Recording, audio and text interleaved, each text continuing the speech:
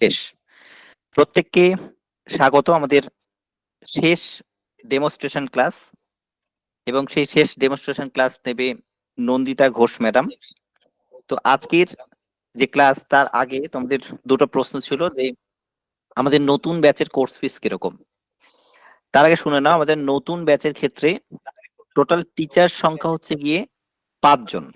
টেটের subject 5টা, তাহলে 5টা সাবজেক্ট, টিচার সংখ্যা 5 জন, এবং 5 দিন করে সপ্তাহে ক্লাস, এবং ক্লাসের রুটিন আমরা অলরেডি প্রোভাইড করে দিয়েছি, এবং প্রত্যেকটা ক্লাস হবে রাত 8টা থেকে। তাহলে এই হলো টোটাল বিষয়, এবং মাসে পরীক্ষা হচ্ছে কি টোটাল 6খানা। এই 6টা পরীক্ষার মধ্যে 5টা পরীক্ষা হচ্ছে টেটের জন্য ক্লাস টেস্ট, মক টেস্ট হচ্ছে 5খানা, আর একটা পরীক্ষা হচ্ছে টেটের অনুকরণে টেট পরীক্ষা, হুবহু 150 নম্বরের পরীক্ষা। এই বিষয়গুলো আমরা আমাদের পেইড ক্লাসে আরো খুব ভালোভাবে বুঝিয়ে দেব। কালকে থেকে আমাদের ব্যাচ শুরু হবে, এবং এই ব্যাচের ক্ষেত্রে একেবারে সিলেবাস থেকেই আমরা পড়ানো শুরু করব, মানে একদম শুরু থেকে, সূচনা থেকেই পড়া শুরু হবে। ক্লাস চলবে 6 মাস, এবং এই 6 মাসে আমরা টোটাল সিলেবাসকে কভার করব বা শেষ করব, সেই দায়িত্ব আমাদের। তাতে যদি ক্লাস 1.5 ঘন্টার জায়গায় 3 ঘন্টা করতে হয়, সেটাও আমরা করব। সেটা তোমরা অলরেডি আমাদের জানো যে আমরা টাইম মেনটেন করে ওইভাবে পড়াই না।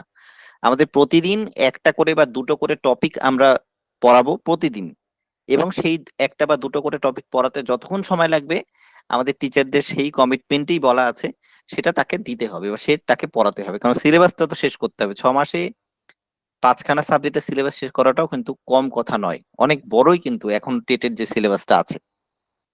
তো আমরা সেরকম ভাবে 6 মাসে কোর্স আমরা কমপ্লিট করে তোমাদেরকে দেব। 6 মাস পরে, অর্থাৎ 6 মাসে তোমরা পুরো কোর্স কমপ্লিট করে নিলে, তোমরাও পড়াশোনা করে নিলে, মে মাস নাগাদ আমরা আমাদের যে স্টাডি ম্যাট বলো বা বই বলো, বই আকারে তোমাদের বাড়িতে পাঠিয়ে দেবো 5খানা বই। এবার আর কোনো পিডিএফ তোমাদেরকে কোনো গ্রুপে আমরা শেয়ার করব না, কারণ আগের বছর আমাদের নোট থেকে যেহেতু অনেকগুলো প্রশ্ন কমন এসেছিল, সেই জন্য এবার আমরা আগের বারের ভুলটা করব না যে পিডিএফটাকে সবার মধ্যে বিতরণ করব, এটা হবে না আর। তো আমরা সেই জন্য বই আকারে তোমাদের বাড়িতে পাঠাবো 24 সালের স্টাডি মেটেরিয়ালস বা বই, এবং সেটা মে মাসে করব, গরমের ছুটিতে। এইটুকুনি সময় আমাদের লাগবে সেই বইটাকে ইমপ্রুভ করার জন্য। এই বইটার যে টাকা, সেটা কিন্তু যেটা এই কোর্স ফিস সেটার মধ্যে ইনক্লুডেড নয়।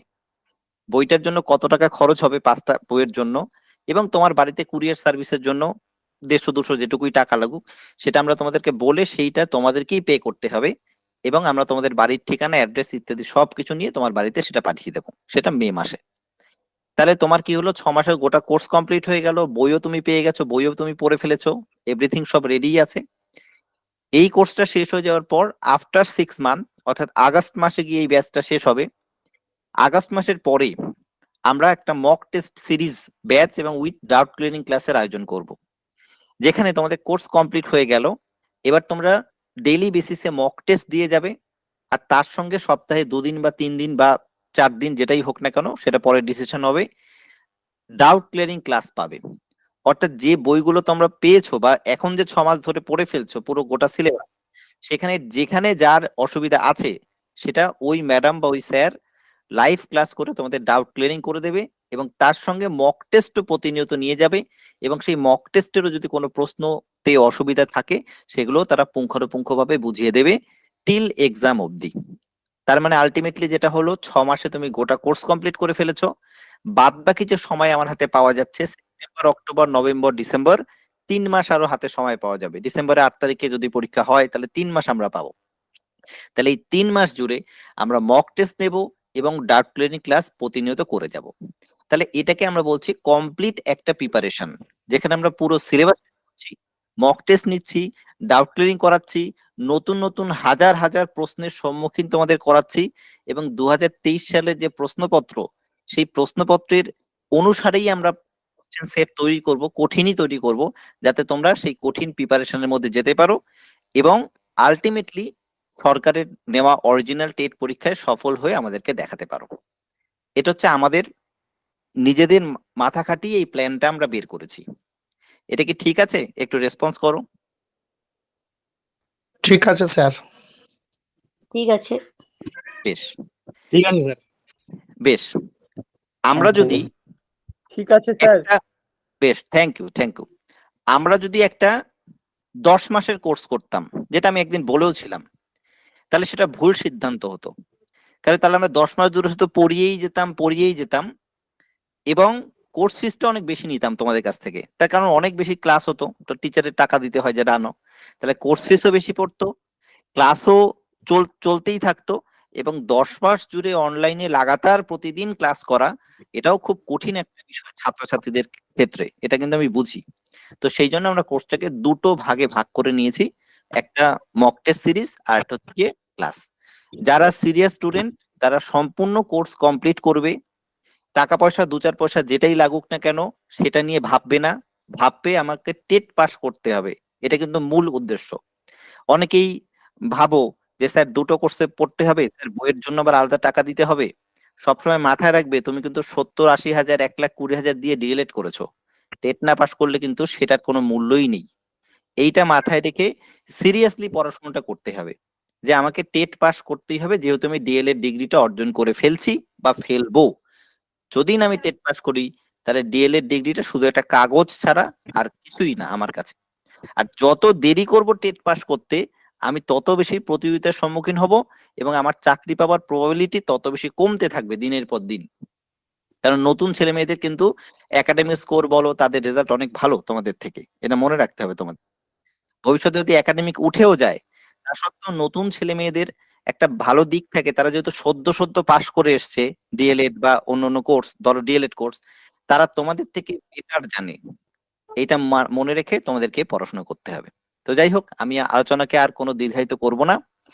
আমি পরবর্তী ক্লাস পরিচালনা করার জন্য নন্দিতা ম্যাডামকে অনুরোধ করব এবং রিকোয়েস্ট করব যে ক্লাসটা শুরু করার জন্য। তাহলে আজকে তোমাদের ক্লাস নেবেন নন্দিতা ঘোষ ম্যাডাম, পড়াবেন সিডিপি, এবং সিডিপির একটি টপিক উনি আজকে পড়াবেন, চাইল্ড ডেভেলপমেন্ট এন্ড পেডাগজির। ক্লাস কেমন লাগলো ক্লাসের শেষে অবশ্যই তোমরা তোমাদের যে গ্রুপ আছে সেখানে ভোট দিয়ে একটু আমাকে জানাবে। ম্যাডাম শোনা যাচ্ছে? ফিজটা স্যার কত লাগবে সেটা বলে দিতে। হ্যাঁ, ফিসটা একটু বলে দিই। আমাদের এই ব্যাচের জন্য ফিস লাগবে, ওয়ান টাইম পেমেন্ট যদি তুমি করো তাহলে 6 মাসের জন্য 3,000 টাকা একবারই দিতে হবে। আর যদি ইনস্টলমেন্টে দাও তাহলে ফিস পড়বে প্রথম মাসে 1300, পরের মাসে 1000, পরের মাসে 1000, তার মানে 3,300 টাকা। এর বিনিময়ে 5 জন টিচারের কাছে লাগাতার পড়তে পারছো, অ্যাপের খরচ এর মধ্যে আছে এবং বাদ বাকি অন্যান্য খরচও এর মধ্যেই আছে। তাহলে পরবর্তীকালে যখন বই কিনবো তখন কত টাকা লাগবে?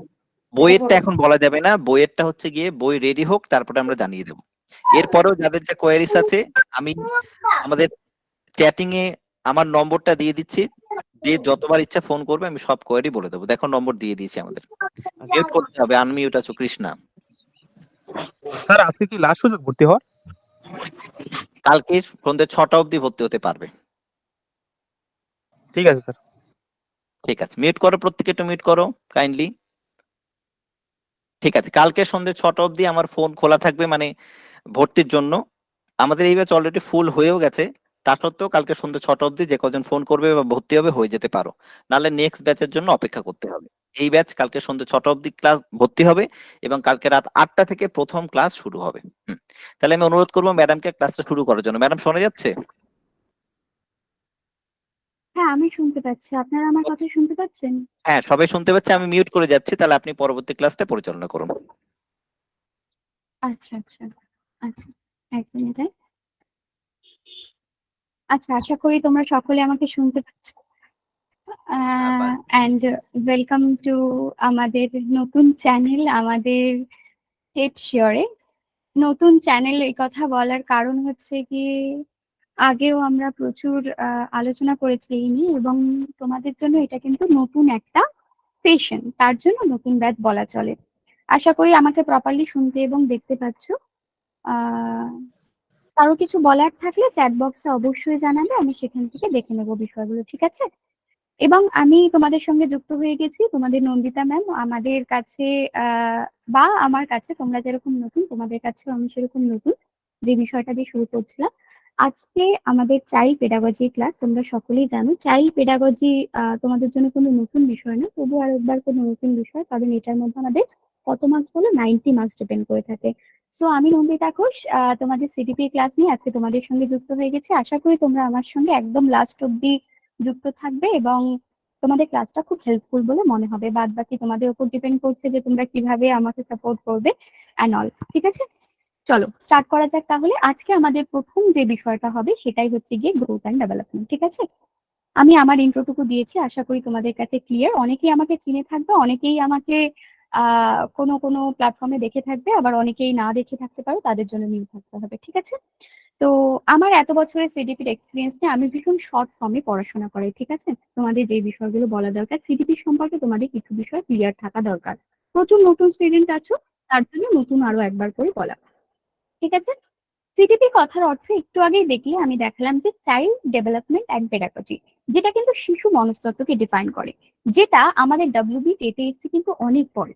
আগে কিন্তু আমাদের এই ডাব্লিউবি টেটে এই বিষয়টা কিন্তু ছিল না। তুমি যদি খুব ভালো করে লক্ষ্য করো এই বিষয়টা কিন্তু একেবারেই নতুন আমাদের কাছে এবং ডাব্লিউবি লোকজনের কাছে বা স্টুডেন্টদের কাছে। ঠিক আছে, সো পেডাগজি সম্পর্কে আশা করি সকলেই জানো এবং সিডিপি সম্পর্কেও অনেকেই জানো। এবং তোমরা এই কথাটা মাথায় রাখবে, সিডিপি পড়ার সময় তোমাদের কিন্তু 90 মার্কস কিন্তু আমাদের থাকবে। কত মার্কস বলো? 90 মার্কস কিন্তু আমাদের থাকবে। একটু সমস্যা হয়ে গেলে 90 মার্কস কিন্তু। এবার তোমরা যদি আমাকে জিজ্ঞেস করো ম্যাম 90 মার্কস কেন, 90 মার্কস তো হওয়ার কথা না, আমাদের তোমার তো 30 মার্কস আছে হচ্ছে গিয়ে আমাদের তোমাদের সিডিপিতে।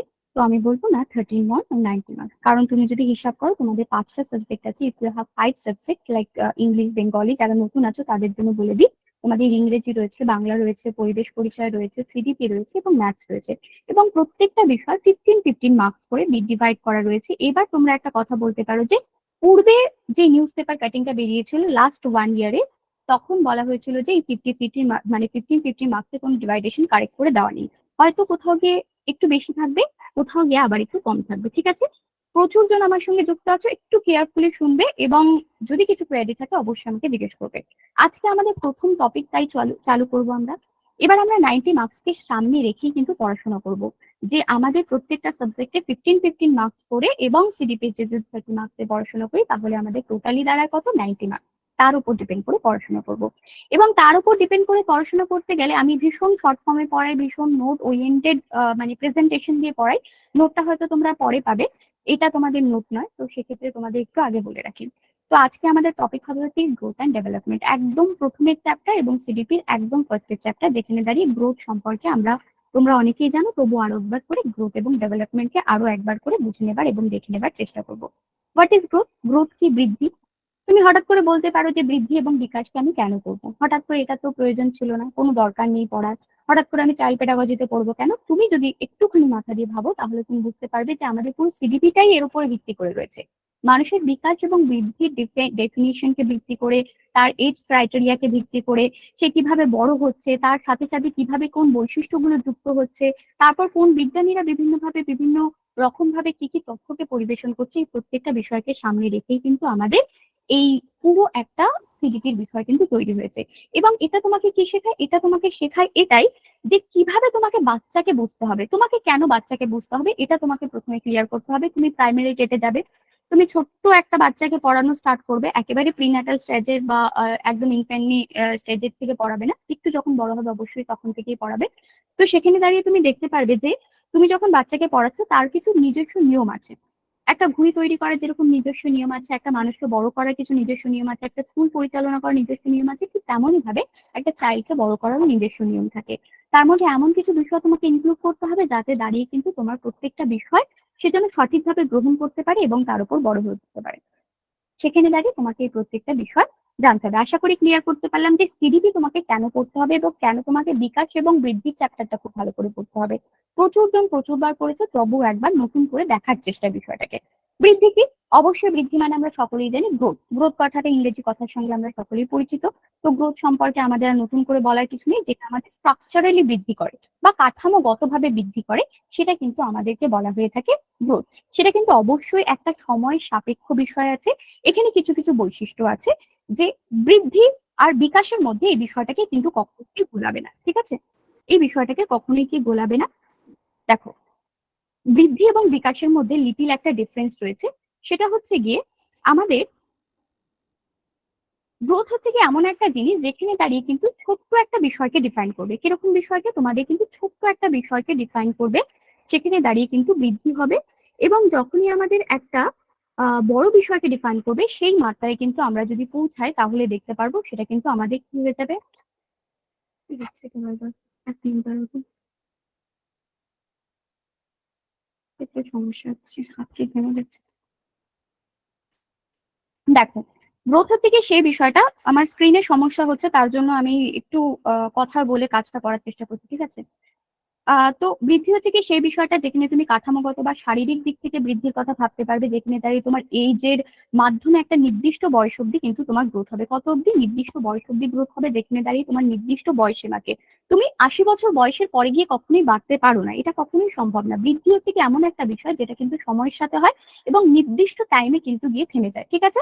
দেখো, প্রথম অপশন আমাদের কি বলছে, বৃদ্ধি হলো বিকাশের একটা অংশ যা কিন্তু কাঠামোগত, ঠিক আছে, কত আছে কিন্তু গত হবে, নির্দিষ্ট সময় অব্দি চলে। এটা একটা ইন্ডিভিজুয়াল এবং নির্দিষ্ট সময় আছে যেটাকে কিন্তু তুমি দেখতে পারবে, বুঝতে পারবে, পরিমাপ করতে পারবে এবং সেটাকে মেজার করতে পারবে এবং এক্সাক্ট সেটাকে প্রেজেন্ট করতে পারবে। কিন্তু বিকাশের ক্ষেত্রে কখনোই সেটা সম্ভব নয়। যখন আমরা বিকাশ করবো তখন তোমরা দেখতে পারবে। আমি একটু ফাস্ট বলি, তোমাদের যদি কারোর অসুবিধা থেকে থাকে তাহলে তোমরা আমাকে বলতে পারো। এবং এটা কিন্তু বৃত্তীয় এবং কাঠামোগত ভাবে পরিবর্তন। বৃত্তীয় বলতে ওয়ান টাইপ অফ স্ট্রাকচার এবং কাঠামোগত বলতে ওয়ান টাইপ অফ স্ট্রাকচারকে বোঝায়, সেরকম ধরনের কোনো পরিবর্তনকে আমরা ডিফাইন করি। তৃতীয়ত কি বলছে দেখো, বৃদ্ধি এবং বিকাশের একটি মাত্র অংশ, মানে বৃদ্ধি হচ্ছে গিয়ে বিকাশ যদি এই টোটাল একটা যদি অংশ হয়ে থাকে, বৃদ্ধি তার মধ্যে ছোট্ট একটা অংশ এবং তারও মধ্যে আরেকটা ছোট্ট অংশ, যেটা পরিণমন, যাকে ম্যাচুরেশন বলা হয়ে থাকে। বৃদ্ধি এবং বিকাশ এবং আমাদের পরিণমন এগুলো কিন্তু অতপ্রতভাবে একে অপরের সাথে যুক্ত। কিন্তু তোমাকে যদি বলা হয় যে সবচেয়ে বড় ডোমেনটা কি, তখন তোমাকে বলতে হবে সেটা কিন্তু ডেভেলপমেন্ট। ইভেন তার মধ্যে যদি ছোট একটা ডোমেনের কথা জিজ্ঞেস করে, তার মধ্যে যদি সেটা তুমি গ্রোথের সাথে যেতে পারো, অর্থাৎ বৃদ্ধির সাথে যেতে পারো। আরো একটা যদি কিছু জিজ্ঞেস করে তাহলে তুমি সেটাকে পরিণমন বা ম্যাচুরেশনের সাথে কিন্তু যেতে পারো, ঠিক আছে। পরিণমন ম্যাচুরেশনকে আমরা আলাদাভাবে পড়বো, বিকাশকে আমরা আলাদাভাবে পড়বো, ঠিক আছে। গ্রোথ সম্পর্কে কিছু কথা খুব ভালো করে ক্লিয়ার করে নাও। সেটা হচ্ছে গিয়ে বৃদ্ধি হচ্ছে কি এমন একটা জিনিস যেখানে দাঁড়িয়ে কিন্তু প্রথমত ভাবে তোমাকে স্ট্রাকচারাল দিক থেকে এই বিষয়টাকে ডিফাইন করতে হবে এবং নির্দিষ্ট সময় পর্যন্ত চলে এবং এটি একটি বৃত্তীয় কাঠামোগত একটা বিষয় রয়েছে। বৃদ্ধি হচ্ছে কি বিকাশের একটা অংশ মাত্র যেখানে কিন্তু নির্দিষ্ট সময় পর্যন্ত চলে থাকে। তারপরে কি এটা কিন্তু পরিমাপযোগ্য, একটু আগে বলছিলাম তুমি সঠিকভাবে বিষয়টাকে মেজার করতে পারবে। তোমার স্কেলটা ঠিক কতটা বড় তুমি মেজার করতে পারবে, তোমার কুয়োটা ঠিক কতটা বড় তুমি যেরকম করে মেজার করতে পারো, তুমি একটা পুকুরকে যেরকম করে পরিসীমা বা আয়তক্ষেত্রের অনুযায়ী মেজার করতে পারো, ঠিক তেমনই ভাবে দৈহিক আকার, আয়তন, ওজন এগুলোকে কিন্তু আমরা সঠিকভাবে মেজার করতে পারি। এগুলো এক একটা বৃদ্ধির মধ্যে পড়ে, ঠিক আছে। এবং বৃদ্ধি কিন্তু পরিমাণগত, অর্থাৎ হচ্ছে একটু কোয়ান্টিটেটিভ, যেটাতে কিন্তু তোমাকে সঠিকভাবে পরিমাপ করতে পারবে, এক্সাক্ট পরিমাপ করতে পারবে। কিন্তু তুমি যদি খুব ভালো করে লক্ষ্য করো, তোমাকে যদি কেউ মস্তিষ্কের বয়সের কথা বলে থাকে বা মস্তিষ্কের আইকিউ কথা বলে থাকে, তোমরা এই কথাটা কতজন জানো আমি জানি না, তো সেক্ষেত্রে আমাদের আইকিউ কে কিন্তু কখনোই সঠিকভাবে ডিফাইন করা যায় না। আইকিউ কে কখনোই সম্ভব নয় যে তুমি একটা আইকিউ কে একদম এক্সাক্ট বলে দিলে যে হ্যাঁ এটা 120 আছে, 121 হওয়া কখনো সম্ভব নয়। তো এটা হচ্ছে গিয়ে গ্রোথ এবং গ্রোথের হচ্ছে বৈশিষ্ট্য। এরপরে আর কিছু থাকে না গ্রোথের সম্পর্কে, ঠিক আছে। এইটাই মূলত বিষয়। এবং গ্রোথের সম্পর্কে আরো জানতে হলে আমাকে বিকাশটা আরো অনেক বেশি জানতে হবে। আচ্ছা, একটু আস্তে আস্তে করে আমি বলছি, অবশ্যই, ঠিক আছে। আমি একটু খুঁজে বলি, আমি জানি সেটা। তো গ্রোথ বিষয়টা আশা করি তোমাদের কাছে ক্লিয়ার এবং কি কি বৈশিষ্ট্যের মধ্যে ইনক্লুড করলাম আমরা সেই বিষয়টাও আশা করি ক্লিয়ার, ঠিক আছে। আফটার দ্যাট যদি আমরা চলে যাই কোনো একটা বিষয়, সেটা হচ্ছে কি আমাদের বিকাশের বিষয়। বিকাশ কি জিনিস, খায় না মাথায় দেয়, সেটুকুনি আগে জানতে হবে। বিকাশ হচ্ছে এমন একটা জিনিস যেটা কিন্তু আমাদের একটা লাইফ লং প্রসেস, ঠিক আছে। তুমি বলবে বিকাশ কি জিনিস ম্যাম, হঠাৎ করে আমরা বিকাশকে কেন পড়তে যাব? কারণ এর উপরেই দাঁড়িয়ে তোমার পুরো মনস্তাত্ত্বিক একটা তথ্য কিন্তু মানে ইসে করে রয়েছে, ডিপেন্ড করে রয়েছে। বিকাশ হচ্ছে কি মানুষের একটা পুরো এই যে লাইফ লং প্রসেসের একটা রেল গাড়ির মতো যে পাতটা তুমি দেখতে পাচ্ছ এখানে, সেই রকম কিন্তু একটা হচ্ছে গিয়ে বিকাশের একটা বিষয়, যেখানে দাঁড়িয়ে কিন্তু তুমি দেখতে পারবে একটা লম্বা পাথ দেওয়া রয়েছে যেটা কিন্তু তোমার লাইফ লং প্রসেসকে ডিফাইন করছে, যেটা কিন্তু সারা জীবন ব্যাপী চলে। তুমি যদি সারা জীবন ব্যাপী কথাটাকে আরেকটু বেশি ডিফাইন করতে যাও, তখনই তুমি জানতে পারবে কি জানো, যে তুমি জানতে পারবে কিন্তু এটা কিন্তু জন্ম থেকে, অর্থাৎ তুমি যখন ভ্রূণ ছিলে তখন থেকে সৃষ্টি হয়ে এটা কিন্তু তোমার একেবারে মৃত্যু পর্যন্ত হয়ে থাকে। অনেকে তোমরা শুনে থাকবে যে মৃত্যু মুখে মানুষকে এটা বলে গেল, বা মৃত্যুর আগে মানুষ নাকি এমন কিছু কথাবার্তা বলে যেটা কিন্তু তার জীবনে সারা জীবনে সঞ্চয়, ঠিক আছে। এই কথাটা বলার কিছু কারণ আছে। তার কারণ হচ্ছে গিয়ে মানুষের যখন সারা জীবন ব্যাপী একটা কিছু সঞ্চয় করেছে কিন্তু মৃত্যুর আগে গিয়ে কোনো একটা বিষয়কে বুঝেছে, এবং সে সেটাকে রিয়েলাইজ করেছে এবং সেটাকে বলে গেছে। তার মানে কি হলো, সে কিন্তু মৃত্যুর আগে পর্যন্ত বা মৃত্যু পর্যন্ত কিন্তু সে কিন্তু শিখে গেছে। ঘুম টু টুম কথাটা তোমরা কিন্তু পরিচিত থাকবে এই বিষয়টার সাথে, ঠিক আছে? আর জন্ম থেকে অর্থাৎ হচ্ছে কি যে ভ্রূণ থেকে যে বিষয়টার কথা বলা হলো, তোমরা অনেকেই শুনবে যখন মাতৃ গর্ভে থাকে বাচ্চা, বাচ্চা যখন পেটে থাকে মায়ের, তখন অনেকেই শুনবে ডক্টররা বলে যে ভীষণ ভালোভাবে যাতে মায়ের খেয়াল রাখা হয়, সেই সময় ঝগড়া ঝামেলা করা যাবে না, সেই সময় কোনো মিসবিহেভ করা যাবে না, তার সাথে সঠিকভাবে খেয়াল রাখতে হবে, গান শুনতে হবে, ভালো জিনিস। তার একটাই মাত্র কারণ, তোমার যেদিন থেকে ভ্রূণের সৃষ্টি হয়েছে সেদিন থেকেই কিন্তু তুমি কি করেছো, সেদিন থেকেই তোমার কিন্তু সৃষ্টি হয়ে গেছে শেখার। সেই শেখার পর্যায়টা কিন্তু শেষ হয় কোথায় গিয়ে বলতো, একেবারে মৃত্যুতে গিয়ে শেষ হয়। কিন্তু সেই শেখার পর্যায়টা কিন্তু একেবারে মৃত্যুতে গিয়ে শেষ হয়। বিকাশকে যখনই আমরা ডিফাইন করতে যাব, তখনই তোমাকে ডিফাইন করতে হবে বা মনে রাখতে হবে একটাই বিষয়, সেটা হচ্ছে কি টুম টু টুম পর্যন্ত কিন্তু আমাদের এই ধারণাটি থাকবে। বিকাশের ইংরেজি অর্থ হচ্ছে কি ডেভেলপমেন্ট, এবং বিকাশ হলো এক ধরনের পরিবর্তন যা জীবনের প্রথম থেকে একেবারে মৃত্যু পর্যন্ত চলতে থাকে, যেটা কিন্তু এখানে বলা হয়েছে, ঠিক আছে? আশা করি একদম টুম টু টুম কথাতেই কথা তোমরা কিন্তু বুঝতে পারবে। এবং আরেকটা বিষয় লক্ষ্য রাখবে, এটা কিন্তু নির্দিষ্ট একটা ফেজে হয়। নির্দিষ্ট একটা ফেজে বলতে কি বোঝাচ্ছেন ম্যাম? নির্দিষ্ট একটা ক্রম মেনটেন করে। ক্রম কাকে বলে? একের পরে সবসময় 2 আসবে, 2 এর পরে 3 আসবে, 3 এর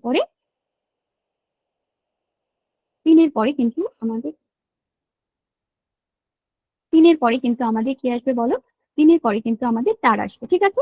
এটা একটা নির্দিষ্ট ক্রম। কখনোই সেটা 2 এর আগে 3 এ আসবে না, বা 3 এর আগে 2 এ যাবে না, বা 6 এর আগে 5 আসবে না, মানে 6 এর আগে 5 আসবে কিন্তু 5 এর আগে কখনোই 6 আসবে না। এটা হচ্ছে কি নির্দিষ্ট ক্রম মেনটেন করে, ঠিক আছে?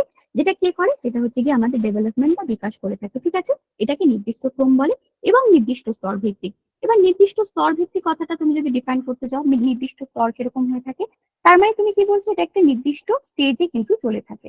নির্দিষ্ট স্টেপকে কিন্তু আমাদের স্তরকে বলা হয়ে থাকে স্টেজ, ঠিক আছে? প্রথমে আসবে তুমি জন্ম হবে, তারপরে তুমি হাঁটতে শিখবে, তারপরে তুমি দৌড়াতে শিখবে, ঠিক আছে?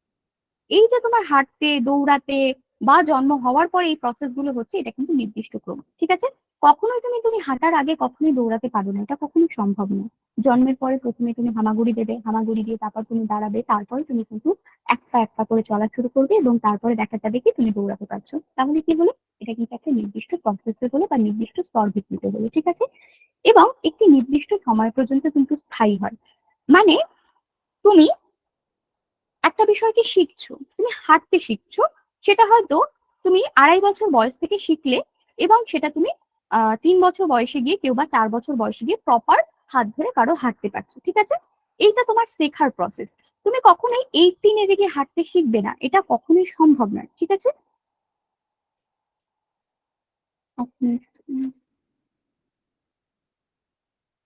আচ্ছা, আরো একটু ধীরে বলবো, ঠিক আছে? যে বিষয়টা আমরা আপাতত দেখছি সেটা হচ্ছে বিকাশ। বিকাশ হচ্ছে কি এমন একটা জিনিস যেখানে দাঁড়িয়ে আমাদের লাইফ লং পুরো প্রসেসটাকে কিন্তু আমাদের ডিফাইন করে। বিকাশ হচ্ছে এমন একটা প্রক্রিয়া যেটা কিন্তু টু টুম পর্যন্ত পৌঁছায়। আশা করি এই অবধি তোমাদের সকলের ক্লিয়ার। কথার অর্থ হচ্ছে গিয়ে মাতৃগর্ভ, এবং টুম কথার অর্থ হচ্ছে গিয়ে আমাদের কবর, ঠিক আছে? ভ্রূণ হচ্ছে কি এমন একটা বিষয় যেখানে দাঁড়িয়ে কিন্তু মাতৃগর্ভে বাচ্চার সৃষ্টি হওয়াকে বোঝায়, ঠিক আছে? অনেকেই হয়তো ভ্রূণ কথার অর্থ না জেনে থাকতে পারো, সেক্ষেত্রে আমি বলে দিচ্ছি, ঠিক আছে? তো এই মাতৃগর্ভে জন্ম হওয়ার পর থেকে বাচ্চা কিন্তু এমন ভাবে আহ একটা প্রসেস চালু হয়ে যায় তার মধ্যে, এবং সেই প্রসেসটা কিন্তু বিকাশ প্রসেস, ঠিক আছে? যেখানে দাঁড়িয়ে বাচ্চা কিন্তু শিখতে শুরু করে। বিকাশের মধ্যে প্রত্যেকটা বিষয় কিন্তু আমাদের ইনক্লুড। সেটা পরিণমন হতে পারে, সেটা তোমার কোনো ম্যাচুরেশন হতে পারে, সেটা তোমার গ্রোথ হতে পারে, ইচ এন্ড এভরিথিং কিন্তু বিকাশের মধ্যে ইনক্লুড। তুমি একটা সর্বাঙ্গীন মিলে কিন্তু বিকাশের জায়গাকে তৈরি করো, একটা হোল ওয়ার্ল্ডকে ডিফাইন করে। তুমি যদি কোনো নদী নালার কথা বলো বা কোনো গাছপালার কথা বলো, আজকে তুমি যদি ধরো তোমার পৃথিবী কে একটা বিকাশ করবে, এবং পৃথিবীতে যদি জল এবং স্থল এই দুটো বিষয় আলাদা থাকে, তাহলে একটা হবে গ্রোথ আর একটা হচ্ছে পরিণামন, এবং প্রত্যেকটা বিষয়কে ইনক্লুড করে একটা পৃথিবী যদি টোটালি তৈরি হয়ে থাকে, তাহলে সেটা বিকাশ। আশা করি বোঝাতে পারলাম। এবং একটা নির্দিষ্ট ক্রম অনুসারে হয়ে থাকে, সেটাও বললাম যে একের পরে 2 আসবে, 2 এর পরে 3 আসবে, এবং 3 এর পরে 4ই আসবে, কখনোই সেটা ওভারল্যাপ করবে না একে অপরকে, ঠিক আছে? এবং আরেকটা বিষয় যেটা ছিল সেটা হচ্ছে কি স্তর ভিত্তিক হবে। অর্থাৎ জন্মের পরে তুমি হাঁটতে শিখবে, হাঁটার পরে তুমি দৌড়াতে শিখবে, দৌড়ানোর পরে তুমি কিন্তু সঠিকভাবে নিজের ভাবনা চিন্তাকে আরো বেশি ওয়াকিবহল করতে পারবে এবং চালু করতে পারবে, ঠিক আছে? এইবারে তোমার একটা বিষয় মাথায় আসতে পারে, স্তরগুলো কি কি? এই স্তরগুলো অবশ্যই তোমার প্রি ন্যাটাল স্তরের থেকে স্টার্ট হবে, তারপর আদি বাল্যকাল, তারপর উত্তর বাল্যকাল, তারপর হচ্ছে গিয়ে আমাদের মধ্যপ্রাপ্ত বয়স্ক বা প্রবীণ, আর চাইল্ডহুড। এই অপশন গুলো প্রত্যেকটাই তোমরা জেনে থাকো, ঠিক আছে? দেখো, বিকাশের বিভিন্ন দিক হতে পারে। এই পরিবর্তন শারীরিক, মানসিক, সামাজিক সমস্ত ধরনের পরিবর্তনকে ডিফাইন করে থাকে। এবং এখানে আমাদের একটা বিষয় কিন্তু জানতে হবে। একটু আগেই তোমাদের বলছিলাম আমাদের কিন্তু ভীষণ ইম্পর্টেন্ট একটা জায়গা দেখাবো, একটু মনোযোগ সহকারে প্রত্যেকে দেখবে, ঠিক আছে? একটু মনোযোগ সহকারে প্রত্যেকে দেখবেন। ভীষণ ইম্পর্টেন্ট একটা জায়গা দেখাবো, এই টোটাল একটা ওয়ার্ল্ডকে আমি দেখানোর চেষ্টা করছি, ঠিক আছে? এই টোটাল ওয়ার্ল্ডের মধ্যে কি কি পড়ে? এই টোটাল ওয়ার্ল্ডের মধ্যে 4টি বিষয় পড়ে, যেটার মধ্যে কিন্তু বিকাশটা আমরা ভাগ করতে পারি, ঠিক আছে? একটা ফিজিক্যাল পড়বো, একটা সোশ্যাল পড়বো, একটা কগনিশন পড়বো, আরেকটা হচ্ছে গিয়ে ইমোশনাল পড়বো। এই 4টি ডিভাইডেশনকে ভাগ করে কিন্তু আমাদের বিকাশ কিন্তু গঠিত হয়ে থাকে, ঠিক আছে? এবার তুমি বলবে হঠাৎ করে ম্যাম কোথা থেকে আসলো এই দুটো? এতক্ষণ তো ম্যাচুরেশন এবং আহ আপনার হচ্ছে গিয়ে পরিণমন এবং কি বলে বৃদ্ধিকে বলছিলেন, এখন হঠাৎ করে কি করে এই বিষয়টা চলে আসলো? এই টোটাল বিকাশটাকে আমরা এভাবে দেখতে পারি। বৃদ্ধি হচ্ছে কি একটা অংশ, পরিণমন একটা অংশ, এগুলো শেখার এক একটা অংশ। কিন্তু বিকাশকে আমরা টোটালি কিন্তু 4টি ডিফাইনে আমরা কিন্তু দেখতে পারি বা 4টি স্তরে দেখতে পারি, যে 4 রকম কিন্তু প্রত্যেকটার সাথে কানেক্টেড। যে কথাগুলো বলবো প্রত্যেকটাই খুব মনোযোগ সহকারে শুনবে। আমি কতটা তোমাদেরকে প্রেজেন্ট করে দেখাতে পারবো আমি জানি না, কারণ আমার হাত ঘেমে যাওয়ার কারণে হচ্ছে গিয়ে স্ক্রিনটা কাজ করছে না। তো বিকাশের তার আগে আমি কিছু বৈশিষ্ট্য দেখে নেব। বিকাশ হচ্ছে কি একটা সামগ্রিক প্রক্রিয়া, যেটা একটু আগে বলছিলাম, একটা টোটাল লাইফ লং প্রসেস, একটা বিশাল বড় ধারাবাহিক প্রক্রিয়া, যেটা কিন্তু একদম জন্ম থেকে একদম কিন্তু মৃত্যু পর্যন্ত আমাদের চলতে থাকে, ঠিক আছে? একদম জন্ম থেকে কিন্তু মৃত্যু পর্যন্ত চলতে থাকে। তারপর কি বলছে, এটা একটা সারা জীবনব্যাপী চলতে থাকা প্রক্রিয়া, যেটা কিন্তু সারা জীবনব্যাপী আমরা দেখতে পারি। তারপর কি বিকাশের সমস্ত দিকে কিন্তু সহজভাবে পরিমাপ করা সম্ভব না। একটু আগে বলছিলাম আইকিউর কথাটা, সেটা কখনোই তুমি সঠিকভাবে ডিফাইন করতে পারবে না, সেটা কখনোই সম্ভব নয়। কিন্তু তুমি যদি আজকে বৃদ্ধির কথা বলে থাকো, তুমি কিন্তু বৃদ্ধিকে ডিফাইন করতে পারবে, সে কতটা মোটা, সে কতটা রোগা, তার ওজন কতটা, তার বৃদ্ধি কতটা হয়েছে, এই বিষয়গুলো কিন্তু বৃদ্ধির মধ্যে পড়ে, তুমি কিন্তু সেগুলোকে ডিফাইন করতে পারবে। কিন্তু তুমি যদি বলো মেন্টাল আইকিউ, কখনোই দাগিয়ে দিতে পারো না সে 120, সে 121 নয়। এটা কখনো সম্ভব না, এটা সায়েন্স কখনো পারে না। মানুষের মনে কতটা অনুভূতি জাগ্রত সম্ভব নয়, একটা মানুষ কতটা কষ্ট পেয়েছে, কতটা দুঃখ পেয়েছে, সেটা কখনোই বোঝা সম্ভব নয়। তো এই বিষয়গুলো কিন্তু বিকাশের এক একটা দিক, যেগুলো কিন্তু তোমার পুরো লাইফ লং প্রসেসকে ইনক্লুড করে, তোমার সামাজিক দিককে ইনক্লুড করে, তোমার ইমোশনাল দিককে ইনক্লুড করে, তোমার আর কগনিটিভ দিককে ইনক্লুড করে, আরো বিভিন্ন বিষয়কে কিন্তু ইনক্লুড করে। এই জন্যই কিন্তু এটা কি হয়ে যায়, এটা কিন্তু কোয়ান্টিটেটিভ যেমন হয়ে যায়, যেহেতু বৃদ্ধি এর মধ্যে রয়েছে, এবং কোয়ালিটেটিভ কিন্তু হয়ে যায়, দুটো বিষয় কিন্তু হয়ে থাকে, অর্থাৎ পরিমাণগত এবং গুণগত দুটি কিন্তু হয়ে থাকে। বিকাশ একটি বৃদ্ধি মানে বিকাশ হচ্ছে কি বৃদ্ধি থেকে কিন্তু একটা বৃহৎ এবং সামগ্রিক ধারণা। একটু আগেই বলছিলাম যে বিকাশের কিন্তু ছোট্ট একটা পার্ট হচ্ছে গিয়ে বৃদ্ধি বা পরিণমন, সেটা কখনোই কিন্তু বিকাশের হোল অংশ নয়, ঠিক আছে? এই বিষয়টাকে মনে রাখবে। এই অবধি ক্লিয়ার কিনা আমাকে একটু বলো তো, কারো কিছু কোয়েরি আছে কিনা এর মধ্যে, একটু বলো। ম্যাডাম বৃদ্ধিটা আরেকবার বলুন না, বৃদ্ধিটা। ম্যাম বিকাশটা ওই পরিমাণগত ও গুণগত ওইটা একটু বলুন না। আচ্ছা, পরিমাণগত গুণগত আমি একটু বলার চেষ্টা করছি। দেখো, আমি যেহেতু মানে স্মার্ট বোর্ডে ক্লাস নিয়ে অভ্যস্ত, তো সেক্ষেত্রে আমার এটা কতটা বলা উচিত আমি জানি না। সেক্ষেত্রে আমার একটু মানে ল্যাপটপে এই স্ক্রিনে কাজ করতে অসুবিধা হচ্ছে, মানে পেন ট্যাবে কাজ করতে অসুবিধা হচ্ছে, মানে হাতে ঘেমে যাচ্ছে, আমার হাতটা ঘামে বেশি, তাই তোমাদের দেখিয়ে বোঝাতে পারছি না, তাহলে অনেক বেশি বিষয়টা অনেক ক্লিয়ার হতো। আমি তোমাদের জন্য একটা ফাঁকা পেজ খুঁজছি, ঠিক আছে? তো আমরা যে বিষয়টাকে ডিফাইন করার চেষ্টা করব, সেটা কেন পরিমাণগত এবং গুণগত, ঠিক আছে? একজন জানার চেষ্টা করেছে, তাই একটা পরিমাণগত, আরেকটা হচ্ছে গিয়ে গুণগত। গুণ আমরা কোনটাকে বলে থাকি? আমাদের গুণ হচ্ছে গিয়ে আমাদের ভালো লাগা, আমাদের খারাপ লাগা, আমাদের মধ্যে দ্বেষ হিংসা না থাকা, এই বিষয়গুলো। কিন্তু পরিমাণ কোনটা? যেটাকে তুমি সঠিকভাবে মেজার করতে পারছো। তুমি চালকে মাপতে পারবে, গমকে মাপতে পারবে, তুমি কি ভালোবাসাকে মাপতে পারবে, তুমি কি ব্যথাকে মাপতে পারবে? তুমি তো মাপতে পারবে না। এগুলো হচ্ছে কি গুণগতের মধ্যে পড়ে, যেগুলোকে তুমি মাপতে পারবে না। কিন্তু দৈহিক ওজনকে বলো, দৈহিক ওজনই বলো না কেন, সেটা বৃদ্ধি বলো না কেন, সেটা সাইজে হোক না কেন, হাইটে হোক না কেন, হোয়াট এভার ইট ইজ, তো তুমি সেগুলোকে পরিমাপ করতে পারবে। এই যে পরিমাপ করতে পারছো, এই বিষয়টা কিন্তু আমাদের পরিমাণের মধ্যে পড়ে, যেটা কিন্তু বৃদ্ধিকে ডিফাইন করে, যেটা কিন্তু আমাদের কোয়ান্টিটেটিভকে ডিফাইন করে। আর গুণগত যেটাকে বলা হয়ে থাকে, সেটা হচ্ছে গিয়ে আমাদের এই বিকাশের অংশকে ডিফাইন করে, যেটা হচ্ছে গিয়ে ভালোবাসা, ব্যথা, যে ইমোশন গুলো যেগুলোকে তুমি পরিমাপ করতে পারবে না। তুমি বলতে পারবে কখন আমাকে 5 কেজি ভালোবাসা দাও, বা আমার ভালোবাসার ওজন হচ্ছে গিয়ে 5 ফিট 1 ইঞ্চ, বা আমার ব্যথার গভীরতা হচ্ছে গিয়ে 5 ফিট 2 ইঞ্চ। তো এটা কখনো করা যায় না। তো এই বিষয়টা হচ্ছে গিয়ে দুটোর মধ্যে পার্থক্য। একটা হচ্ছে পরিমাণগত, যেটা কিন্তু ওজন বৃদ্ধি এর মাধ্যমে ডিফাইন করা হয়ে থাকে। আরেকটা হচ্ছে কি গুণগত, যেটা তোমার ভালোবাসা, ব্যথা, অহংকার হোক, খারাপ লাগা হোক, ভালোবাসা, নৈতিকতার দিক হোক না কেন, তোমার জ্ঞান হোক না কেন, তোমার মস্তিষ্কের আইকিউ হোক না কেন, এটা কিন্তু কখনোই তুমি কিন্তু পারবে না কি বলতো, সেটাকে কখনোই তুমি পারবে না মাপতে, সেটা সঠিকভাবে পরিমাপ করা সম্ভব নয়। ঠিক আছে? তো আশা করি এই অবধি ক্লিয়ার তোমাদের, যে বিকাশ একটা সামগ্রিক ধারাবাহিক প্রক্রিয়া, এটা একটা গুণগত এবং পরিমাণগত অবশ্যই, এবং একটা বৃহৎ প্রক্রিয়া এবং সামগ্রিক ধারণা। সকলের কাছে ক্লিয়ার কিনা একটু বলবেন। ম্যাডাম বৃদ্ধিটা আরেকবার বলুন না, বৃদ্ধিটা আরেকবার। বৃদ্ধিটা ম্যাম বুঝতে পেরেছি। বৃদ্ধির অংশটা আমরা একটু দেখি। আচ্ছা ঠিক আছে, যারা বুঝতে পেরেছো তো একটু মেসেজ করে দিও ব্যাস, ক্লিয়ার লিখে মানে সি লিখে ছেড়ে দিও ব্যাস, তাহলেই হবে। দেখো, যে বৃদ্ধির কথা জিজ্ঞেস করছিলে, কেউ বোর হবে না, জানবে যে যত তোমরা পড়াশোনা করবে ততটাই কিন্তু তোমাদের জন্য ভালো, এবং সেগুলো তোমাদের ক্লাসে মুখস্থ হয়ে যাক। আমি সবসময় আমার স্টুডেন্টদের বলি, যেটুকুনি আমরা ক্লাসে করবো, ক্লাসে যেন শিখে, আমরা যদি 1 ঘন্টা বসে থাকি 1 ঘন্টা, 1.5 ঘন্টা যদি বসে থাকি তাহলে 1.5 ঘন্টা, যদি আমরা 3 ঘন্টা বসে থাকি 3 ঘন্টা, যা শিখেছি এখান থেকে শিখে কমপ্লিটলি চলে যাবো। ঠিক আছে? বাড়িতে গিয়ে আমাদের যেন এক্সেস খাটনি না করতে হয়। ঠিক আছে?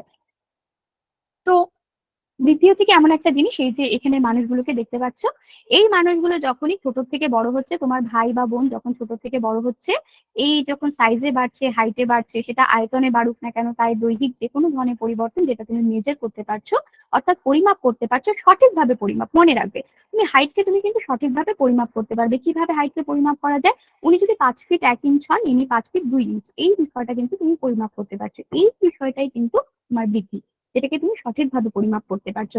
আজকে কাকুর বয়স যদি 50 কেজি হয়ে থাকে, তাহলে তুমি সেটাকে সঠিকভাবে বলতে পারছো। তোমার যদি মনে হয় না তার বয়স, তার হাইট হচ্ছে গিয়ে, হাইট বলতে কেন, ওজন হচ্ছে গিয়ে তোমার এটা 30 কেজি, সেটাকে তুমি মেজার করতে পারছো। সে তার ওজন যদি হয়ে থাকে 40 কেজি, সেটাকে তুমি মেজার করতে পারছো। এই বিষয়গুলো কিন্তু প্রত্যেকের কাছে ক্লিয়ার থাকবে। কিন্তু তুমি যখনই বলবে যে তুমি কতটা কাউকে ভালোবাসো, বা তোমার মাকে তুমি কতটা ভালোবাসো, তোমার আইকিউ লেভেল কতটা, বা তোমার টিচার তোমার থেকে কতটা ভালো আইকিউ লেভেল থেকে বিলং করে, এই দুটো ডেফিনেশন কিন্তু তুমি সঠিকভাবে দিতে পারবে না। ঠিক আছে? তো ওইটা বিকাশের অংশের মধ্যে, সেটা বৃদ্ধির মধ্যে পড়ে না, সেটা আমাদের বিকাশের একটা নির্দিষ্ট অংশের মধ্যে পড়ে। বৃদ্ধি হচ্ছে কি সেটাই, যেটা আমাদের শারীরিকগত, আমাদের কাঠামোগত একটা পরিবেশকে ডিফাইন করে, এবং সবসময় মনে রাখবে কি বৃদ্ধি হচ্ছে কি এমন একটা জায়গা যেখানে দাঁড়িয়ে কিন্তু সেটি নির্দিষ্ট সময় অবধি চলে। তুমি কখনোই 30 বছর বয়সে গিয়ে হঠাৎ করে 5 ইঞ্চি লম্বা হয়ে যাবে না, এটা কখনোই সম্ভব নয়। তুমি দেখবে প্রিন্যাটাল স্টেজে আমরা যেটুকুনি ইসে হই, তার থেকে ওপরের স্টেজে আরো হই, কিন্তু আমরা প্রাপ্তবয়স্ক সীমাটাকে পেরিয়ে গিয়ে বার্ধক্যকালীন সময় কিন্তু কখনোই আমরা বেড়ে উঠি না। আরেকটা বিষয় সবসময় মনে রাখবে, হচ্ছে গিয়ে কোনো কারণে তুমি জ্বরের কারণে তুমি যদি রোগা হয়ে যাও, বা জ্বরের কারণে বা থাইরয়েডের কারণে তোমার যদি ওজন বেড়ে যায়, এই বিষয়গুলো কিন্তু আমাদের বিকাশের মধ্যে পড়ে না। ঠিক আছে? বিকাশ হচ্ছে এমন একটা জিনিস যেটা কিন্তু সবসময় পজিটিভ ওয়েতে থাকে। আমি সবসময় সমস্ত কথা মনে করে বলি না, তার জন্য আমি এইটুকুনি বলে দিলাম বৃদ্ধির সাথে সাথে। ঠিক আছে? যেটা বৃদ্ধিতে বিকাশের সময় তোমাদের বলা উচিত ছিল। আশা করি বৃদ্ধি এবং বিকাশ পর্যন্ত ক্লিয়ার। আমি বৃদ্ধির বৈশিষ্ট্যগুলো ঠিক তোমাদের আছে, সাথে আলোচনা বুঝতে করে দিচ্ছি। পারছি। আরেকটা কি হবে, বৃদ্ধি হচ্ছে কি সবসময় পজিটিভ দিকে যাবে। ঠিক আছে? কখনোই নেগেটিভ দিকে যাবে না। এইমাত্র কি বললাম, কারোর যদি জ্বর হওয়ার কারণে হয়তো তুমি রোগা হতে চাইছো, এখনকার সবারই একটা নিড থাকে বা প্যাশন থাকে যে আমরা রোগা হবো, রোগা হয়ে স্লিম ট্রিম থাকবো, সেটা ছেলে হোক বা মেয়ে নির্বিশেষে প্রত্যেকের ক্ষেত্রে প্রযোজ্য। এই রোগা হওয়া যদি কোনো কারণে তোমার শারীরিক অসুস্থতার কারণে হয়ে থাকে, তোমার জ্বরের কারণে হয়ে থাকে, সেটা কিন্তু অবশ্যই নেগেটিভ দিকে যাচ্ছে। আর যখনই কোনো কিছু নেগেটিভ দিকে যায়, তোমার শরীর অসুস্থতার কারণে তুমি রোগা হয়েছে, এটা কখনোই বিকাশের পর্যায়ে পড়ে না। বিকাশ সবসময় পজিটিভ ওয়েতে তোমাদের কিন্তু ডিফাইন করে। বিকাশ এটা শেখায় তোমাকে কিভাবে শারীরিক উন্নতি হবে পজিটিভ দিক থেকে, মানসিক উন্নতি হবে পজিটিভ দিক থেকে, সোশ্যাল ইমেজ তৈরি হবে পজিটিভ দিক থেকে। কখনোই নেগেটিভ দিক থেকে সেটা যদি তোমার হয়ে থাকে, তো কখনোই সেটা বিকাশের মধ্যে পড়ে না। ঠিক আছে? অলওয়েজ সেটা মনে রাখবে, সেটা দৈহিক হোক না কেন, মানসিক হোক না কেন, সেটা ইমোশনাল হোক না কেন, সেটা কগনিশন হোক না কেন, হোয়াট এভার ইট ইজ। ঠিক আছে? বিকাশের কিছু দিককে দেখার পরে আমরা বিকাশের আরো কিছু মূল বিষয়ের দিকে চলে যাব। এই অবধি আশা করি তোমাদের সকলে ক্লিয়ার। বিকাশের মূল দেখো কিছু দিক, একই সেম জিনিস, বৃদ্ধি একটি ধারাবাহিক প্রক্রিয়া, নয়। ভীষণ ভালো করে লক্ষ্য করবে, প্রত্যেকবার কোয়েশ্চেন আসে, এবারও আসবে আমরা আশা রাখছি। তো সেখানে দাঁড়িয়ে খুব ভালো করে, এটা এসেছিল একবারও সিটেটে, প্রত্যেকবারই আসে সিটেট, অবশ্যই সিটেটের কোয়েশ্চেন গুলো সবাই সলভ করবে, 10 ইয়ার সলভ করবে। তো আমি বারবার করে বলি এই বিষয়গুলো। আর আমি যেটুকুনি পড়াবো তোমাদের প্রত্যেকটা বিষয় কিন্তু সিটেটের ফর্মে পড়াবো। তো আমার নোটসে বা আমার এসেতে তোমরা ইংরেজির পরিমাণটা বেশি পাবে, কিন্তু আমি বাংলা সেটাকে ডিফাইন করে দেওয়ার চেষ্টা করবো, ঠিক আছে? এই বিষয়টা আগে থেকে বলে রাখলাম। তো বৃদ্ধি একটি ধারাবাহিক প্রক্রিয়া নয়, সবসময় মনে রাখবে। একটু আগে বলছিলাম যে তুমি 80 বছর বয়সে গিয়ে কখনোই বাড়বে না, তুমি 7 বছর বয়সে গিয়ে তুমি কখনোই বাড়বে না, কিন্তু তোমার যেটা বয়সে বাড়ার সময় তখন তুমি কিন্তু বাড়বে, ঠিক আছে? তুমি যদি এখন 15 বছর, তোমার যদি 14 বা 15 বছর বয়স হয়ে থাকে, তারপরে তুমি 18 বছরে গিয়ে হঠাৎ করে দেখবে তুমি 5 ইঞ্চি লম্বা হয়ে গেছো, হতেই পারে কেউ, ঠিক আছে? তো সেইটা কিন্তু বৃদ্ধির মধ্যে পড়ে, এবং সেটা কিন্তু অবশ্যই বিকাশের মধ্যে পড়ে, কারণ সেটা পজিটিভ দিক থেকে বৃদ্ধি, ঠিক আছে? আর বিকাশ কিন্তু একটা ধারাবাহিক প্রক্রিয়া। তাহলে কি হলো, বৃদ্ধি কিন্তু একটা ডিসকন্টিনিউয়াস প্রক্রিয়া, সেটা কিন্তু নির্দিষ্ট বয়স পর্যন্ত চলে এবং হঠাৎ করে গিয়ে একটা বয়সে কিন্তু থেমে যায়, ঠিক আছে? তোমার গ্রোথ কিন্তু একটা নির্দিষ্ট বয়সে গিয়ে থেমে যাবে, কখনো নির্দিষ্ট বয়সের পরে গিয়ে তুমি হঠাৎ করে বেড়ে উঠবে না, এটা সম্ভব নয়। কিন্তু বিকাশ একটা ধারাবাহিক প্রক্রিয়া, যেটা সারা জীবন ব্যাপী চলবে, একটি লাইফ লং প্রসেস। অলওয়েজ ইংরেজি ওয়ার্ড গুলো মনে রাখবে, আমি এখন লিখে দিতে পারছি না, আমি ভাবছি যে আবার হয়তো এটা চলে যাবে, তার জন্য একটা লাইফ লং প্রসেস, অলওয়েজ মনে রাখবে। লাইফ লং প্রসেস মানে এমন একটা প্রক্রিয়া যেটা কিন্তু জীবনের প্রথম থেকে একদম দিনের ডে ওয়ান থেকে যেদিন তোমার বোনের সৃষ্টি হয়েছিল, যেদিনটা হয়তো তুমি 80 বছর বয়সে মারা গেলে, সেই অবধি কিন্তু ধারাবাহিক প্রক্রিয়া চলবে এবং শেখার মধ্যে দিয়ে চলবে এবং পজিটিভলি ওয়ে দিয়ে কিন্তু এগোবে এই বিকাশের প্রক্রিয়া, ঠিক আছে? সেকেন্ড অফ অল যদি কিছু দেখে থাকে, বিকাশ কিন্তু ক্রমানুসারে হয় এবং নির্দিষ্ট প্রক্রিয়ার পর আরো একটি নির্দিষ্ট প্রক্রিয়া যুক্ত হয়, অর্থাৎ পরপর হবে। অবশ্যই একটু আগে বলছিলাম যেটা কি, 1-এর পরে 2 আসবে, 2-এর পরে 3 আসবে, 3-এর পরে 4 আসবে। এর মানে কি, মানে তুমি হাঁটার পরে দৌড়াবে, কখনোই দৌড়ানোর পরে হাঁটতে শুরু করবে না, এটা কখনো সম্ভব না। হামাগুড়ি দেওয়ার পর দাঁড়াবে, দাঁড়ানোর পরে হাঁটতে শিখবে, হাঁটার পরে দৌড়াবে, এটা একটা নির্দিষ্ট ক্রম, একটা নির্দিষ্ট বয়সে হয় যেটা, ঠিক আছে? বিকাশকে ব্যক্তি বৈষম্য, individual differences, always reminded, individual differences the most important thing in the difference. মানে ইন্ডিভিজুয়াল ডিফারেন্স বা ব্যক্তি বৈষম্য হচ্ছে কি এমন একটা জিনিস যা কিন্তু তোমার থেকে আমাকে আলাদা করে, আমার থেকে কোনো স্যারকে আলাদা করে, কোনো স্যারের থেকে রামশ্যাম দুদুকে আলাদা করে। প্রত্যেকটা মানুষ প্রত্যেকটা মানুষের থেকে আলাদা এবং প্রত্যেকটা মানুষ কিন্তু প্রত্যেকটা মানুষের থেকে নির্দিষ্ট বৈশিষ্ট্য নিয়ে জন্মগ্রহণ করেছে। সেটা চুলের হতে পারে, দৈহিক হতে পারে, সেটা অনুভূতির দিক থেকে অর্থাৎ ইমোশনাল দিক থেকে হতে পারে, সেটা কোনো দৈহিক দিক থেকে হতে পারে, তার রঙের দিক থেকে হতে পারে, হোয়াট এভার ইট ইজ, যে কোনো দিক থেকে বৈষম্য হতে পারে, হয়তো সে স্পেশাল চাইল্ড হতে পারে, কোনো কারণে ডিসেবল হতে পারে। তো এই বিষয়গুলো ব্যক্তি বৈষম্যকে কিন্তু ডিফাইন করে, ঠিক আছে? এবং প্রত্যেকের কিন্তু নির্দিষ্ট নির্দিষ্ট বিকাশের ভিন্ন ভিন্ন রকম হতে পারে, তবে ক্রম কিন্তু ভিন্ন হবে না, অবশ্যই মনে রাখবে। কেউ যদি মেন্টালিও কোনো ধরনের প্রবলেমে থাকে, মানে মেন্টালি ডিসেবল হয় বা কোনো ধরনের শারীরিক ভাবে ডিসেবল হয়, ডিসেবল কথাটা আমি ব্যবহার করতে চাই না, স্পেশাল চাইল্ড কথাটা আমি ব্যবহার করতে চাইবো। আচ্ছা, ধীরে বলছি, আবারও আমি স্পিডে চলে গেছি। তো এই ইন্ডিভিজুয়াল ডিফারেন্সেস হচ্ছে কি সেই বিষয়টা যেটা কিন্তু ব্যক্তি বৈষম্যকে ডিফাইন করে। আর এখানটা কি বললাম, একটা ভেরি ইম্পর্টেন্ট থিং, ভীষণ মনে রাখবে, কেউ নোটও করে রাখতে পারো, তবে নির্দিষ্ট ক্রম ভিন্ন হবে না। সে যদি ডিফারেন্সও হয়, মানে ব্যক্তি যদি বৈষম্য হয়, তোমার থেকে আমি আলাদা। তানিয়া এইমাত্র বললো যে আমাকে একটু ধীরে পড়াতে, তানিয়া ধীরে পড়াতে বলেছে, তার মানে কি, তানিয়ার কিন্তু আমার স্পিডের কথা বলা বা আমার একটা সমস্যা থেকে স্পিডের কথা বলা। কিন্তু আমি আজকে ধরে নিলাম তানিয়ার বয়স কত, 18, ঠিক আছে? 18 বছর বয়সে তানিয়ার হাইট হচ্ছে গিয়ে 5 ফিট 2 ইঞ্চ, ঠিক আছে? এবার আমার হয়তো বয়স, আমি 18 ধরলাম, ঠিক আছে? আমার হয়তো 4 ফিট 8 ইঞ্চ, ঠিক আছে? এটা কিন্তু 2 বছর আগে সেম ছিল না, 2 বছর আগেই কম ছিল, ঠিক আছে? এটা এই 2 বছরের মধ্যে বা 2 ইয়ার্স এর মধ্যে কিন্তু আমাদের দুজনেরই বেড়েছে। এই যে দুজনেরই বেড়েছে, এটা কিন্তু নির্দিষ্ট ক্রম। আমার দৈহিক কোনো পরিবর্তন এসেছে এই কিছু বছরের মধ্যে, তানিয়ারও এসেছে সেই দৈহিক কিছু পরিবর্তন, এটা কি হলো, এটা কিন্তু আমাদের এই বিষয়টাকে ডিপেন্ড করে যে আমাদের কিন্তু নির্দিষ্ট ক্রমে হচ্ছে। সেটা সে আলাদা তানিয়া হতে পারে বা আমি আলাদা নন্দিতা ঘোষ হতে পারি, ঠিক আছে? আরো ধীরে বলবো? আচ্ছা, এই স্পিডে বলবো। লাস্টের স্পিডটা ঠিক ছিল, একটু বলবে তো, লাস্টের স্পিডটা ঠিক ছিল কিনা? ঠিক আছে, আমি যথেষ্ট একটু ধীরে বলার চেষ্টা করছি। এই অবধি ক্লিয়ার কিনা দেখো, ব্যক্তি বৈষম্য ভীষণ ইম্পর্টেন্ট। আচ্ছা আচ্ছা, ঠিক আছে।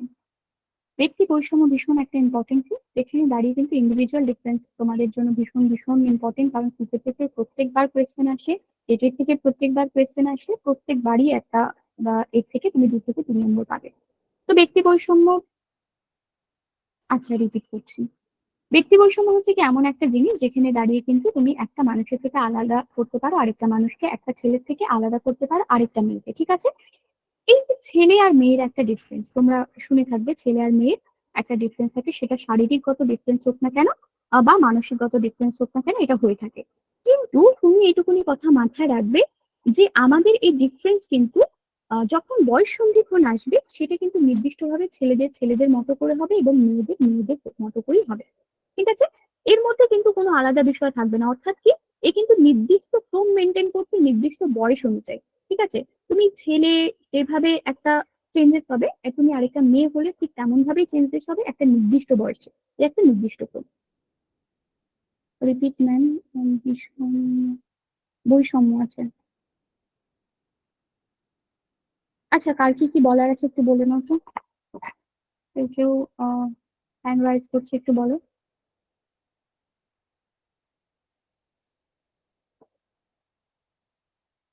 কার কিছু বলার আছে একটু বলতে পারো, আমি স্টপ করেছি।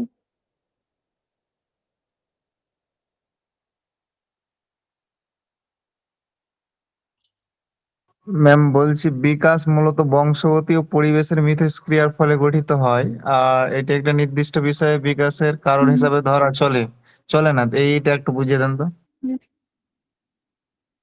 এটা আসছি, পরে আসছি, এই বিষয়গুলো ইম্পর্টেন্ট বিষয়গুলোকে একটু ও ক্লিয়ার করি, আমি তো আসছি। বেরিয়ে গেছিলাম, এতক্ষণে জয়েন করলাম, আমি মানে ছিলাম না, কিছুক্ষণের জন্য বেরিয়ে গেছিলাম।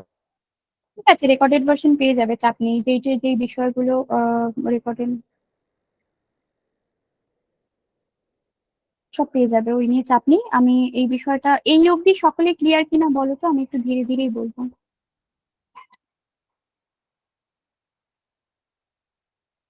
ম্যামের content thank you so much Debnath. আচ্ছা, ঠিক আছে। দেখো, আমি আর কারো কথা নিচ্ছি না, আমি ক্লাসে কন্টিনিউ করছি, ঠিক আছে? Thank you. তো দেখো, ব্যক্তি বৈষম্যর কথা আমরা ক্লিয়ার করতে পারলাম যে ব্যক্তি বৈষম্য একে অপরের থেকে প্রত্যেকটা মানুষকে আলাদা করে। আমাদের এখানে যারা যারা আছে আপাতত আমি কার কার নাম দেখতে পাচ্ছি, আমি আহমেদের নাম দেখতে পাচ্ছি, আমি আবুর নাম দেখতে পাচ্ছি যে এইমাত্র লেফট করেছে, আমি বিউটির নাম দেখতে পাচ্ছি, তানিয়া দেখতে পাচ্ছি, এদের সবাইকে দেখতে পাচ্ছি। তাদের থেকে আমি আলাদা বা তারা পরস্পরের থেকে আলাদা, এই বিষয়টা হচ্ছে কি ব্যক্তি বৈষম্য বা ইংরেজিতে যাকে বলা হয়ে থাকে ইন্ডিভিজুয়াল ডিফারেন্সেস, ঠিক আছে? এই বিষয়টা আশা করি ক্লিয়ার। এবং ইন্ডিভিজুয়াল ব্যক্তিত্ব প্রত্যেকের মধ্যে আলাদা হলেও তুমি দেখবে তোমার বাড়িতে যদি তোমরা যদি দুটো বোন থাকো, রমা আর শ্যামা যেই হোক না কেন, তোমরা যদি একজন রয়ে গেছে আবার, তো একজন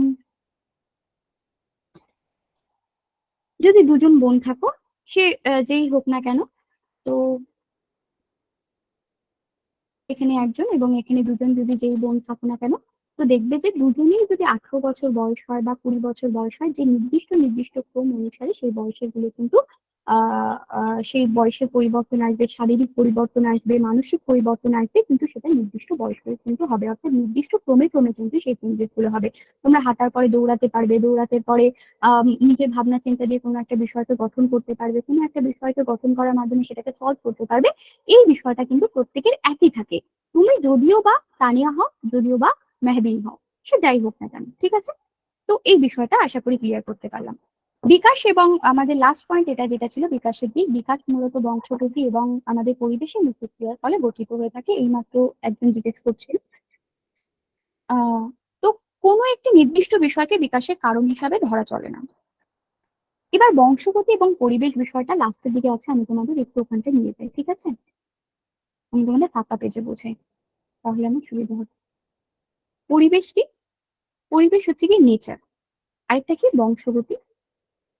খুব ইম্পর্টেন্ট, প্রত্যেকবার 1 নম্বরে কোয়েশ্চেন আসে এবং প্রত্যেকবার আসবে, আরো একবার আসবে, আরো একবার আসবে, মানে প্রত্যেক বছর বছর আসবে, সিটেটে আসবে, ডাব্লিউবি টেটে আসবে, প্রত্যেকটা বিষয়টাই আসবে, ঠিক আছে? বংশগতি হচ্ছে কি এমন একটা জিনিস যেটা তুমি তোমার মা বাবা থেকে পেয়ে থাকো। কার থেকে পেয়ে থাকো? তুমি তোমার মা বাবা থেকে পেয়ে থাকো। এবার পরিবেশ হচ্ছে কি এমন একটা জিনিস যেটা কিন্তু তুমি প্রকৃতির কাছ থেকে পেয়ে থাকো। এই প্রকৃতির মধ্যে কেটে পড়তে পারে, সেটা সমাজ হতে পারে, তোমার পার্শ্ববর্তী পরিবেশ হতে পারে, তোমার পরিবার হতে পারে, তোমার পরিবেশ হতে পারে, বা তোমার প্রকৃতি হতে পারে। প্রকৃতি বলতে গাছপালা হোক, নীল বাতাস যাই হোক না কেন, যেটা আমাদের ন্যাচারালি পেয়ে থাকে, ঠিক আছে? আর বংশগতি হচ্ছে কি নির্দিষ্টভাবে তুমি যে বংশে জন্মগ্রহণ করেছো, সেটা তোমার বাবা মার কাছ থেকে আসতে পারে, সেটা তোমার দাদু দিদার কাছ থেকে হতে পারে। এই বিষয়টা কিন্তু বংশগতি বা জিনকে ডিফাইন করে থাকে, ঠিক আছে? যেটা কিন্তু কনস্ট্যান্ট, যেটা কিন্তু কোনো পরিবর্তন হয় না। সবসময় মনে রাখবে এটা কিন্তু কোনো পরিবর্তন নেই, বংশগতির কোনো পরিবর্তন নেই। আর পরিবেশে কিন্তু পরিবর্তনশীল। তুমি যেরকম পরিবেশে বড় হবে, অনেকবার অনেক মা বাবাকে বলতে শুনবে যে তুমি যেভাবে যে পরিবেশে বড় হবে সেই পরিবেশে কিন্তু তুমি সেই অনুযায়ী কিন্তু গঠিত হও। তুমি যদি একটা মেস বাড়িতে থাকো তোমার সেই বিহেভিয়ার হবে, তুমি যদি একটা ক্লাসিক বাড়িতে থাকো তোমার সেই বিহেভিয়ার হবে, তুমি যদি একটা টিচার হও তোমার সেই ধরনের বিহেভিয়ার হবে, তোমার পার্শ্ববর্তী লোক যদি সেরকম হয় সেই বিহেভিয়ার হবে। এটা কিন্তু পরিবেশের মধ্যে পড়ে। আর বংশগতি হচ্ছে কি কনস্ট্যান্ট, যেটাকে পরিবর্তন করা যায় না। এইবার এই দুটোর মিথস্ক্রিয়া এটা কিন্তু সবসময় গুণফলের মাধ্যমে কিন্তু আমাদের কি হয়ে থাকবে, আমাদের বিকাশ হয়ে থাকবে। এটা প্রত্যেকবার কোয়েশ্চেন আসে, এটা গুণফল নাকি যোগফল নাকি বিয়োগফল নাকি ভাগফল, অলওয়েজ মনে রাখবে এটা কিন্তু একটি গুণফল, কখনোই যোগফল বিয়োগফল বা ভাগফল নয়, ঠিক আছে? মিথস্ক্রিয়া এই বংশগতি এবং পরিবেশ দুটো মিথস্ক্রিয়ার মাধ্যমে কিন্তু বিকাশ হয়ে থাকে। এর মধ্যে কখনো কখনো জিজ্ঞেস করে থাকে কি কোনটা কোনো একটি কি প্রভাবিত এর জন্য, কখনোই না। বংশগতির মাধ্যমে যে বিষয়গুলো প্রভাবিত হয় সেটা হচ্ছে গিয়ে দেহের রঙকে প্রভাবিত করে, কখনো কখনো চুলকে প্রভাবিত করে, আমাদের স্ট্রাকচারকে প্রভাবিত করে, আমাদের হাইটকে প্রভাবিত করে, অর্থাৎ উচ্চতাকে প্রভাবিত করে। এগুলো হচ্ছে যে আমাদের যেটা বংশগতির দ্বারা প্রভাবিত হয়। কিন্তু টোটাল যদি বিকাশের বিষয়টাকে ডিফাইন করো তুমি কোনোভাবে, তাহলে কিন্তু কখনোই সেটা আমাদের শুধুমাত্র পরিবেশ দ্বারা বা শুধুমাত্র বংশগতির দ্বারা হয় না। কখনো কখনো দেখবে 50% বংশগতির দ্বারা এসছে, 50% পরিবেশের দ্বারা এসছে। কখনো কখনো দেখবে 30% বংশগতির দ্বারা এসছে, 70% ম্যাম পরিবেশের একটু দ্বারা এসছে। বংশগতিটা ম্যাম একটু বংশগতিটা একটু রিপিট করবেন। নিয়ে গেছে অন্য একটা পরিবেশে বড় করতে, তার বাবা মার কাছে থাকেনি, শুধুমাত্র এই 30%ই তার বংশগতি থেকে সে হয়তো কম পরিমাণে পেয়েছে, সে পরিবেশের থেকে বেশিটা গ্রহণ করে থেকেছে। তার মানে কি তার টোটাল বিকাশের মধ্যে 30% হচ্ছে গিয়ে বংশগতি এবং পরিবেশ। কিন্তু দুটো থেকে একটা কখনোই বাদ চলে যেতে পারে না, কোনো একটাকে তুমি সরাসরি ভাবে কেটে দিতে পারো না, বাতিল হতে পারে না। অলওয়েজ মনে রাখবে দুটোর কিন্তু ডেফিনেশনে কিন্তু মানে মিলিত ভাবে গুণ প্রক্রিয়ার মাধ্যমে বা মিথস্ক্রিয়ার মাধ্যমে কিন্তু আমাদের বিকাশ হয়ে থাকে। এই বিষয়টা আশা করি সকলের কাছে ক্লিয়ার। একটু বলবো সকলের কাছে ক্লিয়ার কিনা, যে বিকাশ হচ্ছে কি মূলত বংশগতি এবং পরিবেশের মিথস্ক্রিয়ার ফলে হয়ে থাকে, কোনো একটা নির্দিষ্ট বিকাশের কারণ হতে পারে না। মানে নির্দিষ্টভাবে কখনো বংশগতির কারণ নয়, নির্দিষ্টভাবে পরিবেশও কখনো এই কারণ নয়। এই বিষয়টা কিন্তু একটু মনে রাখবে যে কখনো ম্যাডাম নির্দিষ্টভাবে গুণফলটা একটা বংশগতি কারণ, কখনো নির্দিষ্টভাবে একটা পরিবেশ কারণ নয়। দুটোর মিথস্ক্রিয়ার ফলে দুটোর কিন্তু একটু গুণফলের ফলে কিন্তু আমাদের বিকাশ তৈরি হয়ে থাকে বা বিকাশ মানুষের হয়ে থাকে। বিকাশ কিন্তু মানুষের অল ওভার একটা ওয়ার্ল্ডকে ডিফাইন করে, যেখানে মানুষকে মানুষ হিসাবে তৈরি করে। সেটা শারীরিক দিক থেকে হতে পারে, সেটা মানসিক দিক থেকে হতে পারে, সেটা কগনিটিভ দিক থেকে হতে পারে, সেটা সামাজিক দিক থেকে হতে পারে। একটু পরে কগনিটিভ সোশ্যাল যে বিষয়গুলো আমি বলছি সেগুলো মানিয়ে আমি বলবো। এই অবধি সকলে ক্লিয়ার কিনা একটু বলো। ম্যাম একটু আমি তারপর বংশগতিটা ডোমেন নিয়ে আর একটু রিপিট করলে ভালো হতো ম্যাম। আরেকবার বলো। বলছি বংশগতিটা আর একটু রিপিট করলে মানে সংক্ষেপে ভালো হতো ম্যাম। সংক্ষেপে সংক্ষেপে গুণফলটা কি মানে কার কার সাথে আশা গুণফলগুলো করি বলুন না।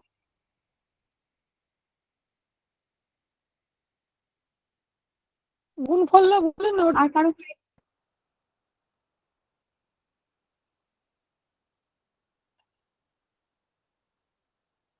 ধরে নিচ্ছি, ঠিক আছে? বংশগতি হচ্ছে কি এমন একটা জিনিস যেখানে দাঁড়িয়ে কিন্তু তুমি তোমার মা বাবা, ঠিক আছে? বংশগতি কার থেকে আসে? শুধুমাত্র তোমার মা বাবার কাছ থেকে আসে, শুধু মনে রাখবে, ঠিক আছে? বংশগতি হচ্ছে গিয়ে তোমার বাবা মা, ঠিক আছে? বাবা মা দাদু দিদা, তোমার হচ্ছে গিয়ে কাকা কাকিমা, কাকিমা বলা চলে না, কাকা, এরা হচ্ছে গিয়ে বংশগতি মধ্যে পড়ে, যাদের রক্তের সম্পর্ক আছে তোমার সাথে, ঠিক আছে? প্রত্যেকে মনে রাখবে যাদের রক্তের সম্পর্ক আছে তাদের সাথেই তোমার কিন্তু বংশগতি বিষয়টা জড়িয়ে আছে। এবং বংশগতি তাকেই বলে, তোমরা যারা গ্রাম বাংলার ছেলে মেয়ে আছো তারা আরো বেশি ভালো করে বুঝবে বংশগতি বিষয়টা কি। মানে এখন ইউজ হয় না কথাটা, আর যেটাকে জিন বলা হয়ে থাকে, এটা কখনোই চেঞ্জ হয় না, এটা সবসময় কনস্ট্যান্ট থাকে। কখনোই তুমি চুলের এখন স্ট্রেট করে, কখনো কার্লি হেয়ারকে স্ট্রেট করে কার্ল করানো থেকে বাঁচানো যায়, কিন্তু পরবর্তী সময় দেখবে আবার সেই হেয়ারটা কিন্তু কার্লি হয়ে যায়। তো এর মানে কি, সে বংশগতি ভাবে সে কিন্তু কার্লি হেয়ার নিয়ে জন্মেছে, অর্থাৎ কোঁকড়ানো চুল নিয়ে কিন্তু জন্মেছে। তার কখনোই সম্ভব না সে সেটাকে পুরোপুরিভাবে স্ট্রেট করে নেবে। যতই বিজ্ঞান উন্নত হয়ে যায় তার একটা প্রভাব থেকে যায়, তার একটা ব্যাড দিক থেকে যায়, তার একটা খারাপ দিক থেকে যায়। তো প্রত্যেকটা বিষয় কিন্তু এরকম, যে বংশগতি কি জিনিস? বংশগতি হচ্ছে কি এমন একটা জিনিস যা তোমার মধ্যে কনস্ট্যান্ট থাকে, যা তোমার বাবা মা দাদু দিদা বা তোমার বংশের বাবার দিক থেকে বিশেষ করে বিষয়গুলো এসে থাকে, যেমন তার মধ্যে আমরা চুলের রঙকে ফেলতে পারি, আমাদের গায়ের রঙকে ফেলতে পারি, আমাদের উচ্চতাকে ফেলতে পারি। অনেক সময় আইকিউ কিন্তু আমাদের এই বংশগতির দ্বারা প্রভাবিত হয় এবং এটা কনস্ট্যান্ট, এটা কখনোই পরিবর্তন করা যায় না। তুমি তোমার গায়ের শ্যামলা রঙকে কখনোই ধুয়ে মুছে সেটাকে পরিষ্কার করে সাদা করতে পারবে না। ঠিক একইভাবে যদি আমরা পরিবেশের দিকটা আলোচনা করি, পরিবেশ হচ্ছে এমন একটা জিনিস যেটা কিন্তু চেঞ্জেবল। তুমি আজকে কল্যাণী থেকে গিয়ে কলকাতা থাকতে পারো, কলকাতা থেকে গিয়ে বীরভূমে থাকতে পারো, বীরভূমে থেকে সল্টলেকে আসতে পারো। তোমার পরিবেশের সাথে দেখবে তোমার মেন্টাল একটা জায়গা চেঞ্জ হচ্ছে, তোমার ব্যবহারের চেঞ্জ হচ্ছে, তোমার পারিপার্শ্বিক পরিবেশের সাথে তোমার মেন্টালিটি চেঞ্জ হয়ে যাচ্ছে। এই প্রত্যেকটা বিষয় কিন্তু একে অপরের সাথে তো সে করে এবং তার মাধ্যমে কিন্তু তুমি একটা বিকাশের পর্যায়ে বা ডেভেলপমেন্টের পর্যায়ে কিন্তু পৌঁছে যাও। এই বিষয়টা সকলে মনে রাখবে। এই অব্দি ক্লিয়ার কিনা বলো? হ্যাঁ ম্যাম, বিকাশের ঠিক আছে। প্রত্যেকটা দিক আমি দেখার চেষ্টা করলাম। আচ্ছা, অনেকটা লম্বা আলোচনা বিকাশের, আমি জানি।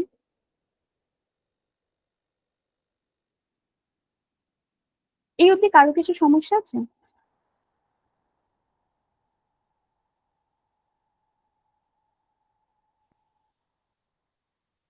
Each and everyone ক্লাসে একটা আপডেট হবে। ক্লিয়ার থাকলে সি লিখে দাও, জাস্ট বেসিক।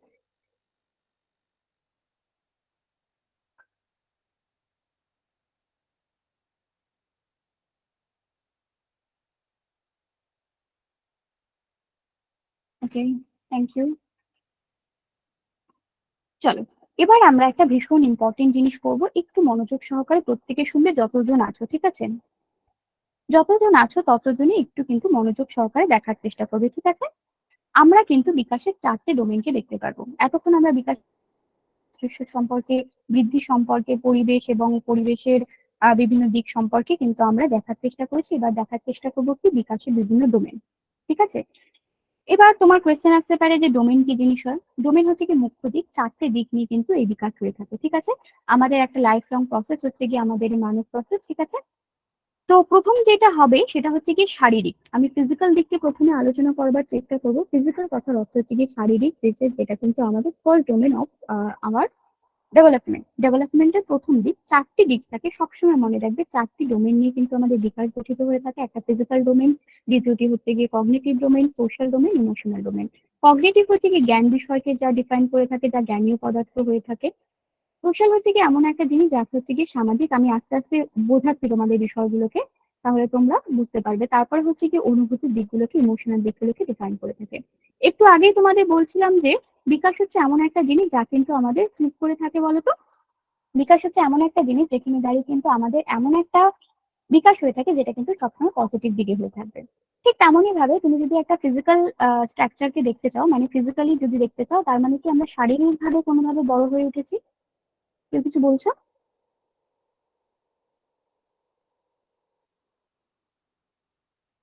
আচ্ছা, শারীরিক দিক থেকে আমরা বড় হয়ে উঠছি।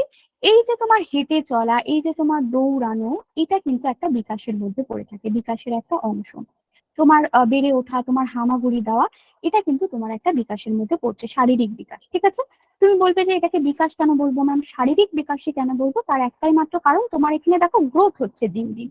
তুমি কিন্তু কখনোই এরকম নয় যে কি বলে প্রিন্যাটাল স্টেজ থেকে, মাতৃগর্ভ থেকে এসে ছোট্ট একটা বেবি বিছানাতেই শুয়ে রয়েছে। তোমার কিন্তু আস্তে আস্তে তোমার হাতের পেশিগুলো বড় হচ্ছে, তোমার দৈহিক পেশিগুলো বড় হচ্ছে। বড় হওয়ার ফলে তুমি কোনো জিনিসকে, যেটাকে হয়তো 2 হাত দিয়ে পা দিয়ে আঁকড়ে ধরতে, সেখান থেকে তুমি 2টি আঙুলের মাধ্যমে ধরছো। কোনো একটা বটল ধরতে হয়তো গিয়ে তুমি 4-5 বছর বয়স যখন ছিল, তখন তুমি একটা বটল কিন্তু পুরো বডি দিয়ে আঁকড়ে ধরে 2 হাত দিয়ে কিন্তু জাপটে ধরে ধরতে। কিন্তু পরবর্তী সময় কি দেখা গেল? পরবর্তী সময় দেখা গেল এটাই যে তুমি কিন্তু সেটাকে 2টো আঙুলের মাধ্যমে একটা বোতলকে তুলতে পারছো। তার মানে কি হলো? তোমার কিন্তু ফিজিক্যালি স্ট্রেংথ এসেছে, তুমি কিন্তু ফিজিক্যালি সেই বিষয়টাকে অ্যাক্টিভ হয়েছে, তোমার প্রত্যেকটা দৈহিক বিষয় সচল হয়েছে। তার মানে কি হয়েছে? তুমি কিন্তু পজিটিভলি বিষয়টার দিকে এগোচ্ছে। এটা এই বিষয়কে ডিফাইন করে। তুমি হাঁটার থেকে দৌড়াতে পারছো, দৌড়ানো থেকে সাইকেল চালাতে পারছো, সাইকেলের থেকে তুমি একটা কোনো রেসে যেতে পারছো, এটা কিন্তু তোমার শারীরিক বিকাশের মধ্যে পড়ে। ঠিক একইভাবে যদি সোশ্যালের মধ্যে, যদি কগনিটিভের মধ্যে যদি যাই, সেকেন্ড অফ অল যদি আমি কগনিটিভকে ধরে রেখি, মানে হচ্ছে কি কোনো একটা জ্ঞানীয় বিষয়। কগনিটিভ হচ্ছে কি যে কোনো জ্ঞানীয় বিষয়, অর্থাৎ তোমার থিঙ্কিং হতে পারে, তোমার মেন্টালি কোনো ভাবনা চিন্তা হতে পারে, তোমার আচরণ হতে পারে, তোমার ম্যাথমেটিক্স সলভ করার জায়গা হতে পারে, তোমার রিজনিং হতে পারে, হোয়াট এভার ইট ইজ, তোমার যে কোনো ধরনের থিঙ্কিং, সেটা ল্যাঙ্গুয়েজের দিক থেকে হোক না কেন, ম্যাথসের দিক থেকে হোক না কেন, কোনো কুটকাচালের দিক থেকে হোক না কেন, কোনো খারাপ কথা আলোচনার দিক থেকে হোক না কেন, তার মধ্যে তুমি যখন ব্রেন লাগাচ্ছ, সেটা কিন্তু আমাদের কগনিটিভ ডেভেলপমেন্টের মধ্যে পড়ে। এবার তুমি বলবে যে কগনিটিভ ডেভেলপমেন্টের মধ্যে বিকাশ কি? তুমি হয়তো ছোটবেলায় যখন 2 বছর ছিলে তখন 2 4 করতে পারতে না, তোমার মনে হতো সেটা 22, কিন্তু তুমি একটা সময় গিয়ে দেখলে 2 + 2 না 4 হয়, সেটাকে তুমি ডিফাইন করতে পারছো এবং সেটাকে বুঝতে পারছো এবং সেটাকে ব্যাখ্যা করে কাউকে বোঝাতে পারছো। এটা হচ্ছে গিয়ে তোমার কি বলতো, এটা হচ্ছে গিয়ে তোমার কগনিটিভ ডেভেলপমেন্ট হচ্ছে, তোমার জ্ঞানীয় বিকাশ হচ্ছে। তুমি বুঝতে পারছো যে এই আয়তক্ষেত্র আর হচ্ছে গিয়ে আমাদের বর্গাকারের মধ্যে পার্থক্য কি। এই আয়তক্ষেত্রে দুটো দৈর্ঘ্য সমান এবং দুটো প্রস্থ সমান, কিন্তু এই বর্গক্ষেত্রে প্রত্যেকটা চারদিকে 4টে বাহু সমান। এই যে তুমি একটা ডিফাইন করতে পারছো তোমার জ্ঞান দিয়ে, তোমার বুদ্ধি দিয়ে, তোমার থিঙ্কিং এবিলিটি দিয়ে, সেটাকে যে তুমি বুঝতে পারছো, এটা কিন্তু তোমাদের কি বলে তো, এটাকে কগনিটিভ ডেভেলপমেন্টের মধ্যে পড়ে, যেখানে তুমি তোমার জ্ঞানকে লাগাচ্ছ, যেখানে তোমার থিঙ্কিং কে লাগাচ্ছ, যেখানে তোমার রিজনিং কে লাগাচ্ছ। এই প্রত্যেকটা বিষয় কিন্তু তোমার এর মধ্যে কাজ করে, ঠিক আছে? তারপর যদি চলে যাই সোশ্যালের মধ্যে, আমাদের কি বলবো, সামাজিক একটা বিষয় রয়েছে, যেখানে দাঁড়িয়ে কিন্তু তোমার সমাজ সম্পর্কে সচেতনতা বোধ তৈরি হয়। একটা ছোট বাচ্চা যখন বড় হয়, তুমি দেখবে সে যাকে তাকে যাতা বলতে পারে, সে যাত্রার করে উঠে যায়। এই জন্য ছোট বাচ্চাদের নিয়ে অনেকে ভয় থাকে যে যে কাউকে মেরেও দিতে পারে সে, ঠিক আছে? কোনো যদি দুষ্ট বাচ্চা থাকে বড়দেরকে মেরে দেয়, কিন্তু বড়রা তখন কিছু বলে না। কিন্তু যদি এখন তুমি 18 বছর বয়সে গিয়ে বা 30 বছর বয়সে গিয়ে তুমি যদি কোনো একটা লোককে থাপ্পড় মারো, তোমাকে কি ছেড়ে দেবে? কিন্তু তুমি কিন্তু মারবে না। তার কারণ একটা কি? তার কারণ হচ্ছে কি একটাই, যে তুমি কিন্তু এই বয়সে এসে বুঝে গেছো যে হঠাৎ করে কোনো বড় মানুষের গিয়ে হাত দিতে নেই, বা ছোট মানুষের গায়ে হাত দিতে নেই, বা কিছু, বা এটা আমাদের সামাজিক রুলস, কখনোই বড়দের অসম্মান করতে নেই বা কিছু। এটা কি হলো, তোমার সোশ্যাল দিক সম্পর্কে তুমি কিন্তু সচেতন হলো, তুমি সামাজিক দিক সম্পর্কে সচেতন হলে, সমাজে কিভাবে থাকতে হয়। তুমি এতদিন ধরে ট্রাফিক রুলস ভেঙে যেতে, বা তুমি দৌড়ে হয়তো তুমি 16 বছর বয়সে হয়তো যখন গাড়ি চালাচ্ছ তোমার কাছে লাইসেন্স নেই, তুমি ট্রাফিক রুল ব্রেক করে চলে যেতে। কিন্তু তুমি হয়তো 32 বা 25-এ যখন এসেছো, তখন তোমার মনে হলো যে তোমার কাছে ড্রাইভিং লাইসেন্সও আছে এবং হেলমেট পরে তুমি গাড়ি চালাচ্ছ, তুমি কিন্তু কি হলে, তুমি কিন্তু সোশ্যাল বিভিন্ন নিয়ম কানুন, বিভিন্ন দিক সম্পর্কে তুমি কিন্তু সচেতন হলে। এটা কিন্তু তোমার সোশ্যাল দিককে বা আহ বিকাশের মুখ্য দিকগুলোকে কিন্তু আরো বেশি বিকাশ করলো, মানে তোমার এটা সোশ্যাল দিকের বিকাশ হলো। ঠিক তেমনই ভাবে যদি আমরা চলে যাই হচ্ছে কি ইমোশনাল দিকের কথা, তখন তুমি দেখতে পারবে কি ইমোশনাল দিক কি কোনো ধরনের অনুভূতিমূলক দিক, যেখানে দাঁড়িয়ে তুমি কিন্তু কি ডিফাইন করতে পারবে বলতো, তোমার রাগ, তোমার দ্বেষ অর্থাৎ হিংসা, তোমার খারাপ লাগা, ভালো লাগা, এই প্রত্যেকটা বিষয় কিন্তু তুমি এর মধ্যে থেকে ডিফাইন করতে পারবে। এবার তোমার মনে হবে যে এগুলো কি ইমোশন? অবশ্যই ইমোশন।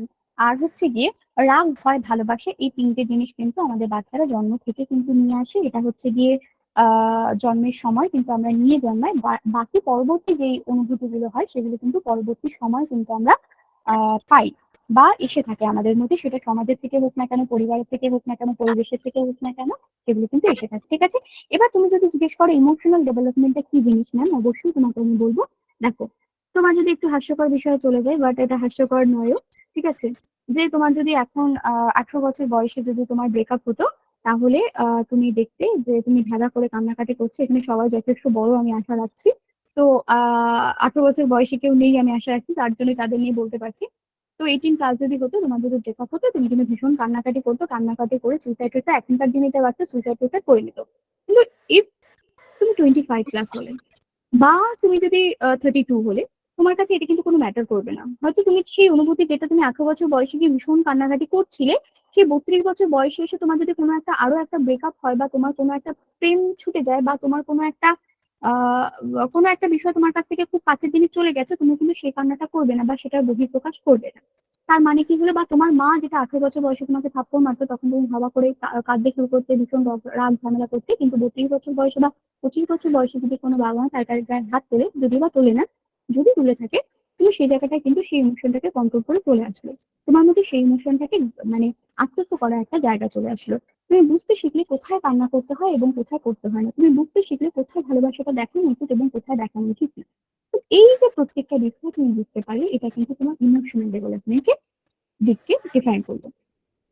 যেখানে দাঁড়িয়ে যেই সময় তুমি ছোট বয়সে তুমি ভেবা করে কান্না করতে, 2 বছর বয়সে তোমার থেকে যদি বল কেড়ে নেওয়া হতো, তুমি কান্না করতে, সেটা কিন্তু 8 বছর বয়সে গিয়ে তুমি কান্না করছো না। তার মানে কি? তার মানে হচ্ছে এটাই যে তোমার কিন্তু ইমোশনাল দিক থেকে স্টেবিলিটি এসেছে, তোমার একটা বিকাশ হয়েছে এবং পজিটিভ দিকে হয়েছে, যার দ্বারা তুমি কিন্তু বুঝতে পারছো যে কোথায় দাঁড়িয়ে কি করা উচিত এবং কোথায় দাঁড়িয়ে কি করা উচিত না। তাহলে কি মোদ্দা কথা আমি একটু বলে যাই যে কি কি বললাম। ফিজিক্যাল, কগনিশন, সোশ্যাল এবং ইমোশনাল, SPCSD সকলে মনে রাখবে অবশ্যই। ফিজিক্যাল হচ্ছে শারীরিক দিক, সোশ্যাল হচ্ছে গিয়ে আমাদের সামাজিক দিক, ইমোশনাল হচ্ছে গিয়ে অনুভূতির দিক এবং কগনিশন হচ্ছে কি জ্ঞানের দিক। প্রত্যেকটা বিষয় মনে রাখবে, আমরা একদম চাইল্ডে যে বিষয়টা স্টেবিলিটি থাকে না, সেটা কিন্তু বড় হয়ে গিয়ে সেই স্টেবিলিটি থাকতে পারে। এবার স্পেশাল চাইল্ডদের ক্ষেত্রে সেই বিষয়টা আলাদা, সেই বিষয়টার কথা আমি বলছি না। যে বিষয়টার কথা বলছি নির্দিষ্ট ক্রম অনুসারে এবং নির্দিষ্টভাবে এই গ্রোথগুলো প্রত্যেকটা মানুষের মধ্যে হয়ে থাকে এবং এগুলো হচ্ছে গিয়ে বিকাশের এক একটা দিক। এবং ভীষণ ইম্পর্টেন্ট দিক, প্রত্যেকবার এখান থেকে কোয়েশ্চেন আসে, এখান থেকে মিনিমাম 2 থেকে 3টে কোয়েশ্চেন তুমি কিন্তু পাবে।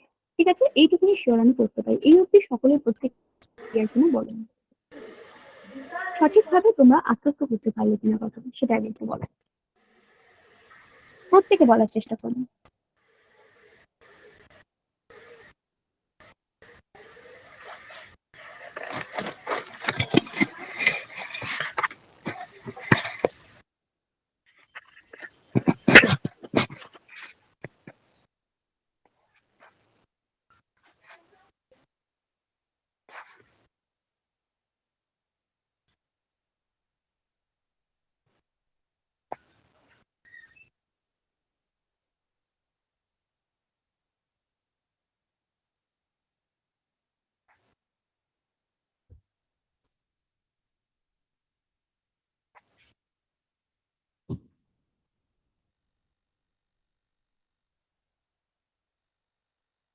সকলের কাছে ক্লিয়ার, আমি কি ধরে নেবো তাহলে?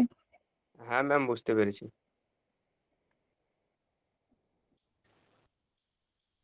ম্যাম প্রিভিয়াস কোশ্চেন যদি ছিল একটু একটা দুটো মানে ঘুরিয়ে টাইপের কোশ্চেন গুলো হয়। বুঝলাম না, আরেকবার বলো। আমি বলছিলাম প্রিভিয়াস যে কোশ্চেন গুলো বিকাশ থেকে দিয়েছিল একটু ঘুরিয়ে দিয়েছিল, সেগুলো তো বুঝতে অসুবিধা হয়। এটা তো স্বাভাবিক বিষয়, একটা কোয়েশ্চেন যখন করবে সেটা তো একটু ঘুরিয়েই করবে, সেটাই হ্যাঁ স্বাভাবিক। হ্যাঁ, তোমাকে মানে ওই যদি টাইপের জিজ্ঞেস যদি করে কিছু দেয় যে কোশ্চেন একদম আপনি আলোচনা করেন। বলো, কমপ্লিট করো। হ্যাঁ বলছিলাম ওই টাইপের যদি কিছু কোশ্চেন আলোচনা করেন।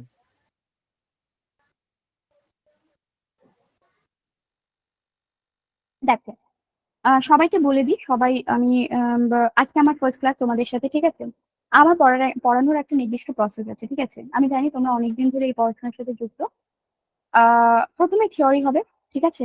তার অপর তোমাদের সমস্ত কিছু যা যা কোয়ারিজ আছে, তোমাদের সমস্ত কিছু আগে থিওরি বেসটা ক্লিয়ার করতে হবে, ঠিক আছে? কারণ তোমাদের সঙ্গে আরো এরকম প্রচুর স্টুডেন্ট আছে যারা নিউলি ইনক্লুডেড, ঠিক আছে? প্রত্যেকের কাছে ধারণাগত বিষয়গুলোকে ক্লিয়ার করতে হবে। তারপর আমরা কোয়েশ্চেনের দিকে যাব, তারপর আমরা ব্যাখ্যার দিকে যাব, তারপর আমরা এক্সামের দিকে যাবো, হোয়াট এভার ইট ইজ, যাই হোক না কেন, ঠিক আছে? তো আমরা প্রথমেই একেবারে কোয়েশ্চেন করবো না, সেই বিষয়টা আমি এটুকুনি বলতে পারি। তবে একটা হিউজ পরিমাণ লোকে যদি একটা এসে থাকে, সেক্ষেত্রে আমরা আলোচনা করতে পারি। এইবার আমি তোমাদের একটা কথা বলতে চাই, তোমরা সবসময় মনে রাখবে যে তোমরা যদি যোগ বিয়োগ ভাগই যদি না জানো, কখনোই সরল করা সম্ভব না, ঠিক আছে? এই যে তোমার ঘুরিয়ে কোয়েশ্চেন বুঝতে সমস্যা হচ্ছে, তার একটা মাত্র কারণ হচ্ছে কি তোমার বেসিক ক্লিয়ার নেই, ঠিক আছে? তোমার বেসিক যদি ক্লিয়ার থাকতো, তোমার যদি না শর্ট ভিতটা টাইমের যদি মধ্যে ক্লিয়ার মানে থাকতো, বড় হ্যাঁ বড় কোশ্চেন। বোঝা যায় না। অবশ্যই মনে রাখবে, সবসময় আগে বেসিক ক্লিয়ার যদি না থাকে, তোমাকে হিউজ থেকে হিউজ হাজার কোয়েশ্চেন করিয়ে দেওয়া হোক না কেন, তুমি কিন্তু কিছু সলভ করতে পারবে না। প্রত্যেকের জন্য কথাগুলো বলছি, প্রত্যেকে একটু ভালো করে শুনবে, ঠিক আছে? সবাইকে বলে থাকি, তোমাদেরও বলছি যে একটা হিউজ পরিমাণ বিষয় থাকে সিডিপির উপর। সিডিপি কখনোই তোমাকে গড়ধারা বিষয় জিজ্ঞেস করবে না শারীরিক ডেভেলপমেন্ট কাকে বলে তুমি বলো, বা জ্ঞানীয় ডেভেলপমেন্ট কাকে বলে তুমি বলো, সেটা কখনোই সম্ভব নয়। তোমাকে এরকম ভাবে জিজ্ঞেস করবে কোয়েশ্চেনটা, যেখানে দাঁড়িয়ে তোমাকে দুবার করে ভাবতে হয়। তুমি সিটিতে কোয়েশ্চেন দেবে, তাহলে তুমি বুঝতে পারবে, ঠিক আছে? এবং 2023-এ তো সিটিতে কোয়েশ্চেন আরো হাই লেভেলে গেছে, তো সেই বিষয়টা আমি হ্যাঁ সেটা বলছি। মিনা তোমাকে থিওরি মিনা যদি কমপ্লিট না করো, যদি ক্লিক না করো, তাহলে কখনোই তোমাদের কোয়েশ্চেন সলভ করা সম্ভব হয় না। তাই মিনা আগে আমরা চেষ্টা করছি যে আমি এই বিষয়গুলোকে ক্লিয়ার করতে পারি।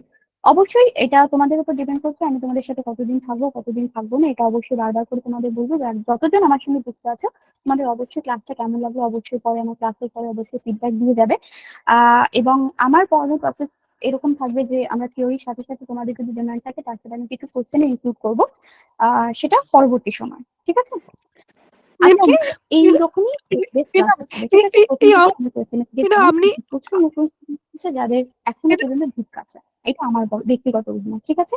হতে পারে কিছু ম্যাডাম কিছু আপনি স্টুডেন্ট প্রচুর জন আগেও পরীক্ষা দিয়েছে, পরে এইবার কোয়েশ্চেন যেরকম এসেছে সেই কারণে হয়তো হয়ে ওঠেনি। তো সেক্ষেত্রে এটা আমার মতামত, ঠিক আছে? ম্যাডাম আমি কি এই অবধি বলছি সকলেই যে ক্লিয়ার?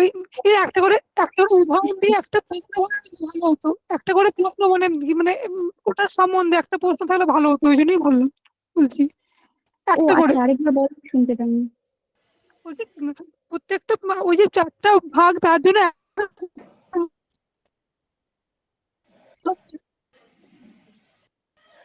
তুমি একটু টাইপ করে দেবে, মানে লেখা মানে তোমার আওয়াজ শোনা যাচ্ছে না, কেটে কেটে যাচ্ছে পুরোপুরি।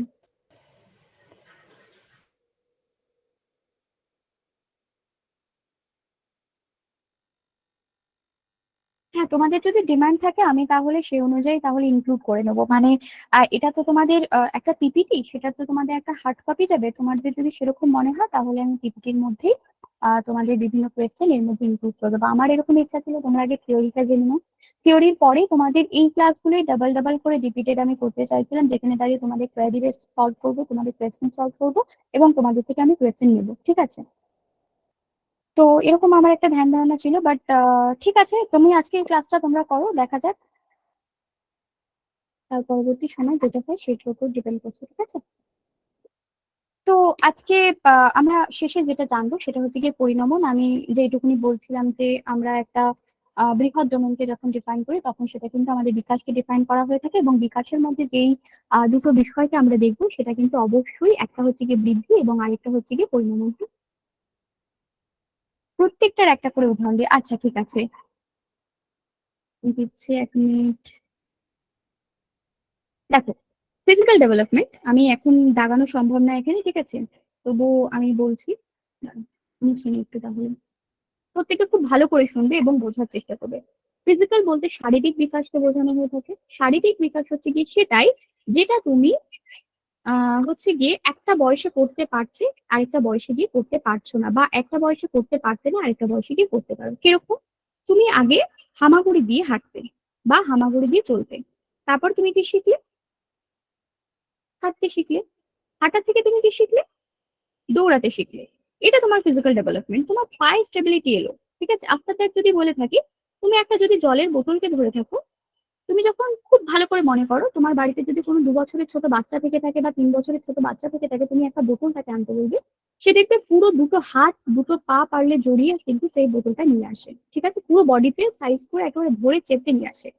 কিন্তু এই বোতলটাই যদি তুমি আনতে তাহলে তুমি তুমি কিন্তু দুটো আঙুল ব্যবহার করতে বা হাত ব্যবহার করতে। এটা কি হলো? তোমার ফিজিক্যাল ডেভেলপমেন্ট হলো। তোমার একদম দৈহিকের প্রত্যেকটা অঙ্গ প্রত্যঙ্গ কিন্তু সচল তুমি করতে পারবে, ঠিক আছে? সেটা পায়ের আঙুল হোক না কেন, হাতের আঙুল হোক না কেন, স্টেবিলিটি হোক না কেন, মেন্টালি থিঙ্কিং হোক না কেন, এই বিষয়গুলো করতে পারবে, ঠিক আছে? এটা হচ্ছে কি হাঁটার থেকে দৌড়ানো, বা তুমি দুটো পুরো হাতের থেকে পুরো দুটো আঙুল ব্যবহার করতে পারে, এটা তোমার ফিজিক্যাল ডেভেলপমেন্টের মধ্যে পড়ে, ঠিক আছে? যদি সেকেন্ড বলে থাকি কগনিটিভ ডেভেলপমেন্টের ক্ষেত্রে, এই যে 2+2 এর কথা বলছিলাম আমি, 2+2 ক্ষেত্রে কিন্তু তুমি বাচ্চাকালে বুঝতে পারতে না, আমাদের অনেকেরই মনে হতো যে এটা 22 হবে, ঠিক আছে?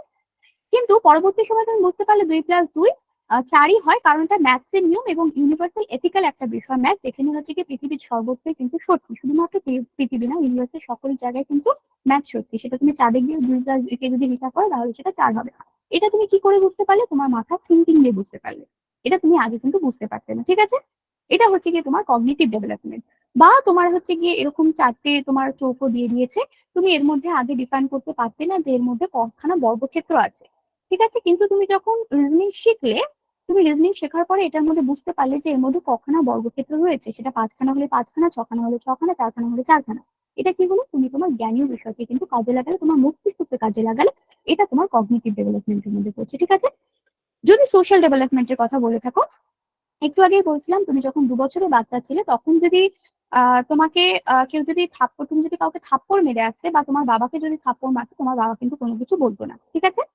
তোমার বাবা কিছু বলতো না, কারণ কি? তুমি তখন ছোট বাচ্চা, তুমি সমাজের নিয়মকানুন সম্পর্কে ওয়াকিবহাল নয়। বা তুমি হয়তো তোমার স্কুলের টিচারকে থাপ্পড় মেরে দিলে, ঠিক আছে?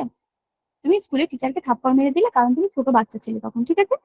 কিন্তু পরবর্তী সময় কি দেখা গেল যে না, তুমি কিন্তু আর মারছো না থাপ্পড়, যখন তোমার বয়স কিন্তু 18 হয়ে গেল বা 15 হয়ে গেলে, বা তুমি যখন বুঝতে শিখলে। কি বুঝতে শিখলে? যে না, বড়দের মারতে নেই। এটা কিন্তু সমাজের একটা নিয়মের মধ্যে পড়ে আমাদের, ঠিক আছে? এটা কিন্তু কেউ আমাদের উপর থেকে শিখতে আসেনি বা কোনো কিছু হয়নি, এটা আমাদের সোশ্যাল একটা নিয়মের মধ্যে পড়ে। বা ট্রাফিক রুলস ভাঙা, যেটা তুমি ছোটবেলায় ভাঙতে সেটা বড় হয়ে ভাঙলে না। কোনো মানুষের সাথে বাজেভাবে বিহেভ করা, বড়দের সাথে উঁচু গলায় কথা বলা, তাদের সে কেউ ব্যবহার করা, এগুলো কিন্তু একটা সোশ্যাল নিয়মের মধ্যে পড়ে, যেটা তুমি পূর্ববর্তী সময় করতে না, বাট এখন সেটা মানছো। কারণ কি? তুমি বয়সের সাথে সাথে তোমার কিন্তু সোশ্যাল মানে সামাজিক দিক থেকে তোমার কিন্তু বিকাশ হচ্ছে, ঠিক আছে? যদি 4 নম্বরে চলে যাই ইমোশনাল দিকে, যেটা বলছিলাম, ইমোশনাল দিক হচ্ছে গিয়ে অবশ্যই প্রেমের কথাই বলবো। খুব সহজে তোমরা বুঝতে পারবে, যেটা তুমি 18 বছর বয়সে গিয়ে তোমার যদি প্রেমিকা চলে যায়, অবশ্যই সেটার মধ্যে রেয়ার কিছু বিষয় থাকতে পারে। যদি তোমার প্রেমিকা চলে যায় বা প্রেমিক চলে যায়, তাহলে তুমি ভীষণ কান্নাকাটি করবে, পড়াশোনা ছেড়ে দেবে এবং তোমার কাছে মনে হবে সে যদি না আসে তাহলে তোমার কেরিয়ার অন্ধকার। কিন্তু তুমি যদি 25 বছর বয়সে যাও বা 30 বছর বয়সে গিয়ে এটা বোঝো, মানে তোমার যদি তখন কোনো প্রেমিকা বা প্রেমিক চলে যায়, তোমার মনে হবে না হয়েছে ভালো হয়েছে, যা হয়েছে ঠিক হয়েছে এবং আমার এটা কেরিয়ারের জন্য প্রয়োজন ছিল, কারণ মানুষ একটা দিকে কনসেন্ট্রেট করতে পারে, একসঙ্গে দুটো দিক করতে পারে। এটা ব্যক্তি পরিশ্রমে যার যার মেন্টালিটির উপর ডিপেন্ড করে, ঠিক আছে? তো এই যে তোমার বোঝার ক্ষমতা, বা হচ্ছে কি তুমি কারোর সামনে হয়তো কাঁদতে পারো না, হয়তো একজন তোমার বান্ধবী আছে যার সামনে গিয়ে তুমি একসময় গিয়ে খুব কান্নাকাটি করতে এবং সে পরবর্তী সময় তোমারই পেছনে কোনো কিছু বলেছে বা তোমারই পেছনে কিছু করে চলেছে, এই বিষয়টা কখনোই করবে না।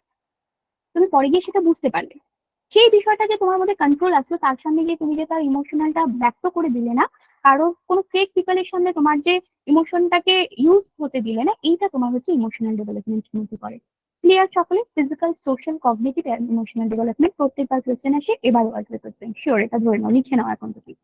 বিকাশের থেকে মিনিমাম তোমরা 3 নম্বরে বিকাশ বৃদ্ধির থেকে, পরিণামন থেকে আর তেমন আসে না, এই কয়েকটা বিষয় থেকে তোমরা কিন্তু টোটালি তোমাদের এই 3 নম্বরের থেকে কোয়েশ্চেন পাবে, 3 নম্বর মিনিমাম পাবে। এই অব্দি ক্লিয়ার কিনা সকলে একটু বলো।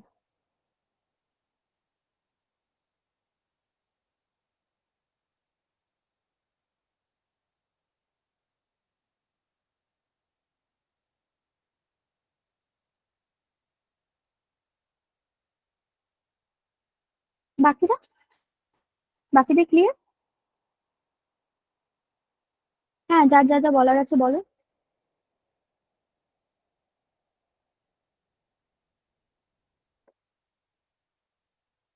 প্রত্যেকে অ্যাক্টিভ থাকবে, প্রত্যেকে বলছি, ক্লাস করছো যখন প্রত্যেকে অ্যাক্টিভ থাকবে।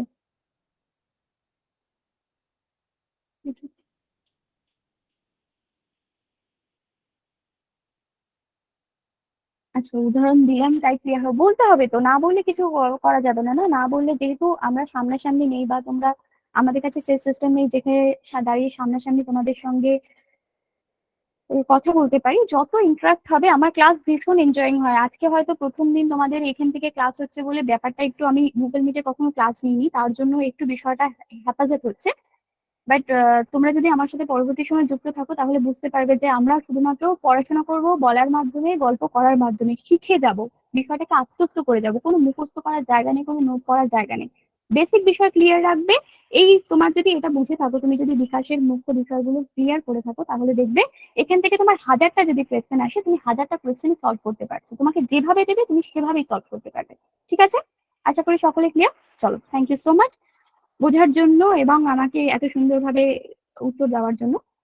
আমাদের লাস্ট একটা আমি বিষয় পড়াবো, সেটা হচ্ছে গিয়ে আমাদের পরিণমন, যেটাকে ম্যাচুরেশন বলে। একদম মিনিমাম দুটো একটা কথার মাধ্যমে আমি কিন্তু শেষ করব। সেটা হচ্ছে কি, এই পরিণমন হচ্ছে ম্যাচুরেশন একটা, যেখানে দাঁড়িয়ে বিকাশের একটা অংশ বলা হয়ে থাকে পরিণমন বা ম্যাচুরেশনকে। আর ম্যাচুরেশন হচ্ছে কি সেই বিষয়টা যেটা কিন্তু তোমার বয়সের সাথে এসে থাকে, ঠিক আছে? এই যে একটু আগে বলছিলাম না, যে হচ্ছে কি 18 বছর বয়সে গিয়ে তুমি যে বিষয়টা বুঝতে পারলে না, সেটা 32 বছর বয়সে গিয়ে বুঝতে পারলে। তার একটাই কারণ, কিছু জিনিস সময়ের সাথে আমাদের আনফোল্ড হয়। এই বিষয়টা সত্যি সত্যি, যে কোনো একটা বিষয় কিন্তু আমাদের এরকম রয়েছে।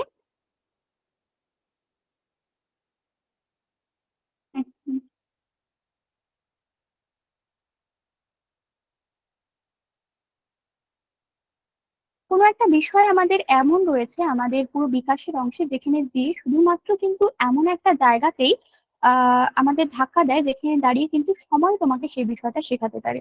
সময় তোমাকে বলে না, সময়ের মতো বেশি শিক্ষণদাতা কেউ হয় না, এটা হচ্ছে কি তার সবচেয়ে বড় উদাহরণ। সেটা হচ্ছে কি ম্যাচুরেশনের মধ্যে পড়ে। আমাদের থেকে অনেকেই বলে যে তোর এত বড় বয়স হয়ে গেল, তুই এখনো ভবিষ্যতে কিছু করতে পারলি না, তোর মাথায় কি এতটুকু বুদ্ধি নেই? এটা বলার কারণ কি বলতো? তারা এক্সপেকটেশন রাখে তোমার 18 বছর বয়সে বা 25 বছর বয়সে তোমার কিছু একটা করে নেওয়া দরকার ছিল। আজকে কেউ যদি 32 বছর বয়সে চাকরি বা কোনো কাজ না করে থাকে, তার বাবা মা কিন্তু এক্সপেকটেশন রাখে। তার একটাই কারণ, তোমার ম্যাচুরিটি। বলে না, তোমার মধ্যে কি এতটুকু ম্যাচুরিটি আসেনি, তুমি কি বুঝতে পারছো না সিচুয়েশনটা কত খারাপ, তোমার কি কি করা উচিত, কি কি করা উচিত? এই বিষয়গুলো কিন্তু তোমাকে বুঝতে সাহায্য করে তোমার পরিণমন বা ম্যাচুরেশন। ম্যাচুরেশন তোমাদের মধ্যে বয়সের সাথে সাথে এবং বংশগতির সাথেও কিন্তু এটা একে অপরের সঙ্গে যুক্ত, ঠিক আছে? ম্যাচুরেশন হচ্ছে এমন একটা জিনিস যা হচ্ছে কি তোমাদের একটা নির্দিষ্ট বয়সে নির্দিষ্ট ভাবে আনফোল্ড হয়। যেটা হয়তো তোমাকে 1000 শেখানোর ফলেও আসবে না। তোমাকে 18 বছর বয়সে যদি আমি তোমাকে 1000 বার থাপ্পড় মেরে বলি তোমার career is very important for you, মানে তোমার লাভের থেকে বা তোমার ফ্যামিলির বিভিন্ন ঝামেলা থেকে বা পারিপার্শ্বিক কোনো ঝামেলা থেকে, বিশ্বাস করো তোমাকে আমি বোঝাতে পারবো না। It is not possible. Just because for that কি তুমি 18 বছর বয়সে রয়েছো, এটা তোমার বয়সের ধর্ম যে তুমি বুঝতে পারবে না, তোমার মস্তিষ্ক এখনো অতটা ভাবে সক্রিয় হয়নি, জাস্ট বিকজ ফর দ্যাট। কিন্তু ঠিক তেমনই 2-4 বছর পর বা 25 বছর বয়স বা 30 বছর বয়সে তোমার কিন্তু সেটা তোমাকে কেউ বোঝাতে হবে না। বিশেষ করে তোমরা এখন অনেকেই যথেষ্ট বড় আমার সাথে যারা যুক্ত রয়েছে, প্রত্যেকেই রয়েছে হয়তো। তো তাদেরকে কখনো বোঝাতে হবে না যে তাদের কাছে ক্যারিয়ারটা কতটা ইম্পর্টেন্ট, তাদের কাছে তাদের লাভ লাইফটা বা ফ্যামিলিগত প্রবলেমটা বা পারিপার্শ্বিক প্রবলেমটা কতটা, কেউ তার দাঁড়ানো থেকে কতটা তার দাঁড়ানোটা কতটা বেশি ইম্পর্টেন্ট সে শুধুমাত্র নিজে জানে, তাকে বুঝিয়ে দিতে হবে না। এই যে বোঝার ক্ষমতা তোমার বয়সের সাথে হলো, সময়ের সাথে আনফোল্ড হলো যে বিষয়টা, সেটা কিন্তু তোমাকে পরিণমন বলা হয়ে থাকে, সেটাকে ম্যাচুরেশন বলা হয়ে থাকে। ঠিক আছে, এই ম্যাচুরিটি কিন্তু বিকাশের একটা অংশের মধ্যে পড়ে। অবশ্যই যেহেতু তোমার সময়ের সাথে আনফোল্ড হচ্ছে এবং যে ক্ষেত্রে তুমি শিখছো, শেখার মাধ্যমে নিজের বিকাশ ঘটাচ্ছ, তার জন্য কিন্তু এটা একটা বিকাশের অংশ। ঠিক আছে, এবং লাস্টে যেটা ছিল ম্যাচিওরিটি ছিল, অ্যান্ড ম্যাচুরেশন কাকে বলে এবং কিভাবে হয়ে থাকে, দেখো আমি একটা টপিক করে দিই তোমাদের জন্য, মানে তথাকথিত ভাষায় যেটাকে বলা হয়ে থাকে পরিণমন এক ধরনের প্রক্রিয়া যা পরিবর্তন সাথে সাথে জীবনের স্বাভাবিক এবং স্বতঃস্ফূর্ত ভাবে আসে। মানে তোমাকে কেউ শিখিয়ে দেবে না, তুমি নিজে থেকে আসবে। একটু আগে বলছিলাম যে তোমাকে আমি 18 বছর বয়সে 10টা থাপ্পড় মেরে যে বিষয়টা শেখাতে পারবো না, সেটা তুমি 25 বছর বয়সে গিয়ে নিজে থেকে শিখে যাবে। সেটা স্বতঃস্ফূর্ত ভাবে বলা হয়ে থাকে। ঠিক আছে, পরিণমনের জন্য কোনো ধরনের শিক্ষণীয় বা ট্রেনিং এর প্রয়োজন হয় না। তোমাকে এইমাত্র বললাম, তোমাকে যদি বলা হয় যে তোমার কাছে পড়াশোনাটা ইম্পর্টেন্ট, তোমার মা ভীষণ তোমাকে মারছে, পড়ে পড়বে, 12th ক্লাসে ফেল করে যাবি, ফেল করে যাবি, তোমার মধ্যে সেটা তখনই আসবে যখন তুমি সেটা নিজে অনুভব করবে, যখন তুমি সেটা তোমার বয়সের সাথে আনফোল্ড হবে, তখন তুমি সেটা বুঝতে পারবে। এবং শিক্ষণের কোনো এর প্রয়োজন হয় না, তোমাকে শেখাতে প্রয়োজন হয় না যে তুমি এই পরিমাণ বোঝো, এটা বোঝা তোমার দরকার, এটা কখনোই প্রয়োজন হয় না, তুমি নিজে থেকে বুঝবে। পরিণমন এমন একটা স্বাভাবিক প্রক্রিয়া যা স্বাভাবিক রূপে মানে বৃদ্ধিতে প্রকাশিত হয় এবং জীবনের বৈশিষ্ট্য দ্বারা নির্ধারিত হয়ে থাকে। ঠিক আছে, তোমার যেরকম লাইফের এক্সপিরিয়েন্স হয় তার সাথে আনফোল্ড হতে পারে, অবশ্যই সেটা বয়সের সাথে আনফোল্ড হবে। এটা হচ্ছে কি পরিণমন বা ম্যাচুরেশন। আশা করি এই অব্দি সকলের ক্লিয়ার। এবং লাস্টে যেটা ছিল সেটা হচ্ছে কি আমাদের বিকাশ এবং বংশগতি, যেটা কিন্তু তোমাদের একটু আগে আমি দেখিয়েছি। পরবর্তী সময় যদি কেউ যুক্ত হয়ে থাকো তারা একটু এগিয়ে গিয়ে বলবে বা আমি এখন আরো একবার বলে দেবো। এই অব্দি সকলে ক্লিয়ার কিনা বলো? আমরা এই অব্দি বৃদ্ধিকে দেখার চেষ্টা করেছি, বিকাশকে দেখার চেষ্টা করেছি, তার বিভিন্ন দিককে দেখার চেষ্টা করেছি, বৈশিষ্ট্যকে দেখার চেষ্টা করেছি, বিকাশের বিভিন্ন ডোমেনকে দেখার চেষ্টা করেছি, এবং বংশগতি এবং পরিবেশের মিথস্ক্রিয়াকে, নেচার অ্যান্ড নার্চারের ডিফিনিশন থেকে আমরা কিন্তু দেখার চেষ্টা করেছি, যেখানে কিন্তু অবশ্যই এটা গুণফল, কখনো যোগ বিয়োগ ভাগ বা অন্য কিছু নয়। ঠিক আছে, একটু বলবে সকলে, ইচ অ্যান্ড এভরিওয়ান। ঠিক আছে, হ্যালো ম্যাম। হ্যালো। হ্যাঁ বলুন। ও বৃদ্ধি বিকাশের ফলে কি পরিণমন হয় না এমনি হয়? না, বৃদ্ধি বিকাশের ফল নয়, এটা বৃদ্ধি, এটা কোনো এমনি এমনি নয়, এমনি এমনি নয়, আমি বলতে দাও। বিকাশ হচ্ছে কি এমন একটা জিনিস যেটা কিন্তু পুরো একটা বিষয়কে ইসে রয়েছে, মানে পুরো এত বড় একটা বই, তার মধ্যে ছোট একটা অংশ হচ্ছে কি বৃদ্ধি, এবং তার মধ্যে ছোট একটা অংশ হচ্ছে গিয়ে পরিণমন। পরিণমন ইন্ডিভিজুয়াল একটা জিনিস, যেটা কিন্তু সময়ের সাথে হয়, যেটা একটা শিখন হয়ে থাকে, যেটা কিন্তু আমাদের কি বলবো, কোনো কিছু শেখানোর মাধ্যমে হয় না, স্বতঃস্ফূর্ত ভাবে হয়। যেমন বৃদ্ধি স্বতঃস্ফূর্ত ভাবে হয়, তোমাকে কেউ টেনে হিচড়ে লম্বা করে না, তুমি নিজে থেকে লম্বা হও, তোমার জিনগত কারণে লম্বা হয়। এই দুটো বিষয় কিন্তু ইন্ডিভিজুয়াল। ঠিক আছে, আর এই টোটাল বিষয়টা হচ্ছে কি বিকাশ। ঠিক আছে, এর মধ্যে কোনো মানে ভেদাভেদ নেই। ভেদাভেদ নেই মানে একে অপরকে ক্রিয়া করা, এ ওকে ক্রিয়া করছে, ও ওকে এরকম করছে বা কিছু, এরকম কোনো বিষয় নেই। এটা নির্দিষ্ট এক একটা ক্রিয়া, মানে প্রক্রিয়া। এটা কিন্তু একটা বৃদ্ধি নামে পরিচিত, আর একটা বৃদ্ধির ইংরেজি অর্থ হচ্ছে গিয়ে গ্রোথ, এবং পরিণমনের আরেকটা অর্থ হচ্ছে কি ম্যাচুরিটি। ঠিক আছে, ঠিক আছে ম্যাম। আচ্ছা, আর কারো কোনো কোয়েরিজ আছে একটু বলবেন। ম্যাম। হুম, হ্যালো। হ্যাঁ ম্যাম, বলছিলাম যে সিডিপির হ্যাঁ যেটা বলুন, সিলেবাস শুনতে আছে, পাচ্ছি। সেটা কি হুম, বাংলায় লেখানো, মানে বাংলায় আছে, মানে ইংলিশে যেটা লেখানো আছে সেটা যদি বাংলায় মানে বলতে হবে বাংলাতে। আছে। হ্যাঁ ম্যাম। মানে তোমার সিডিপি সিলেবাসটা বাংলায় চাই, তাই তো? হ্যাঁ, আমার একটু মানে বাংলাটা সব জিনিসটা ইংলিশটা থেকে একটু বাংলাটা। করে দাও। আমার ম্যাম গ্রুপে দিয়ে দিবেন আর আজকে? হ্যাঁ হ্যাঁ, আজকে না হোক, দুদিনের মধ্যে দিয়ে দেওয়া হবে, আমি বলে দেবো। ঠিক আছে,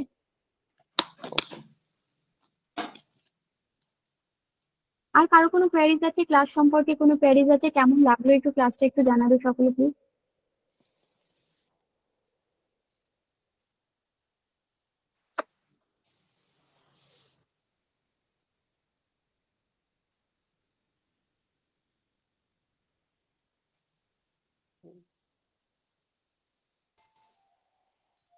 ম্যাম বাংলার আমাদের সিডিপির কোশ্চেন বাংলার থেকে ইংলিশটা অনেকটা সহজ মনে হয়। হ্যাঁ হ্যাঁ হ্যাঁ, তুমি আমারও মতো ইংরেজিতে পাবে বেশিরভাগ, কিন্তু পাশাপাশি বাংলায় করা থাকবে।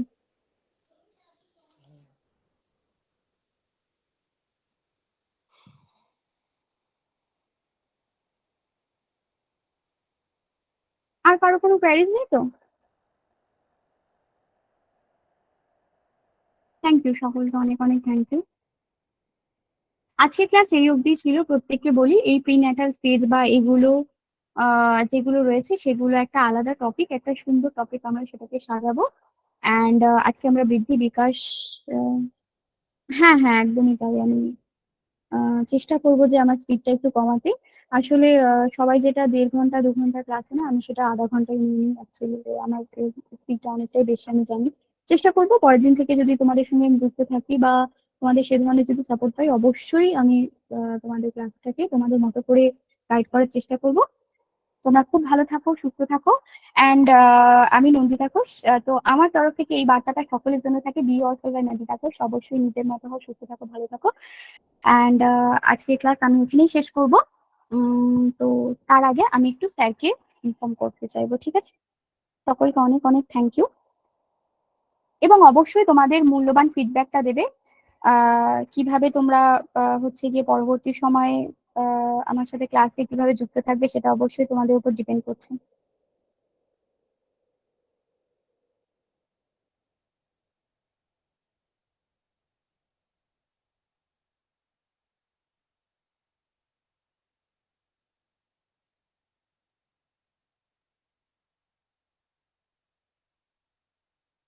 তো আজকের ক্লাস আমরা এখানেই শেষ করবো, ঠিক আছে? আমি একটু স্যারকে ডেকে নিই।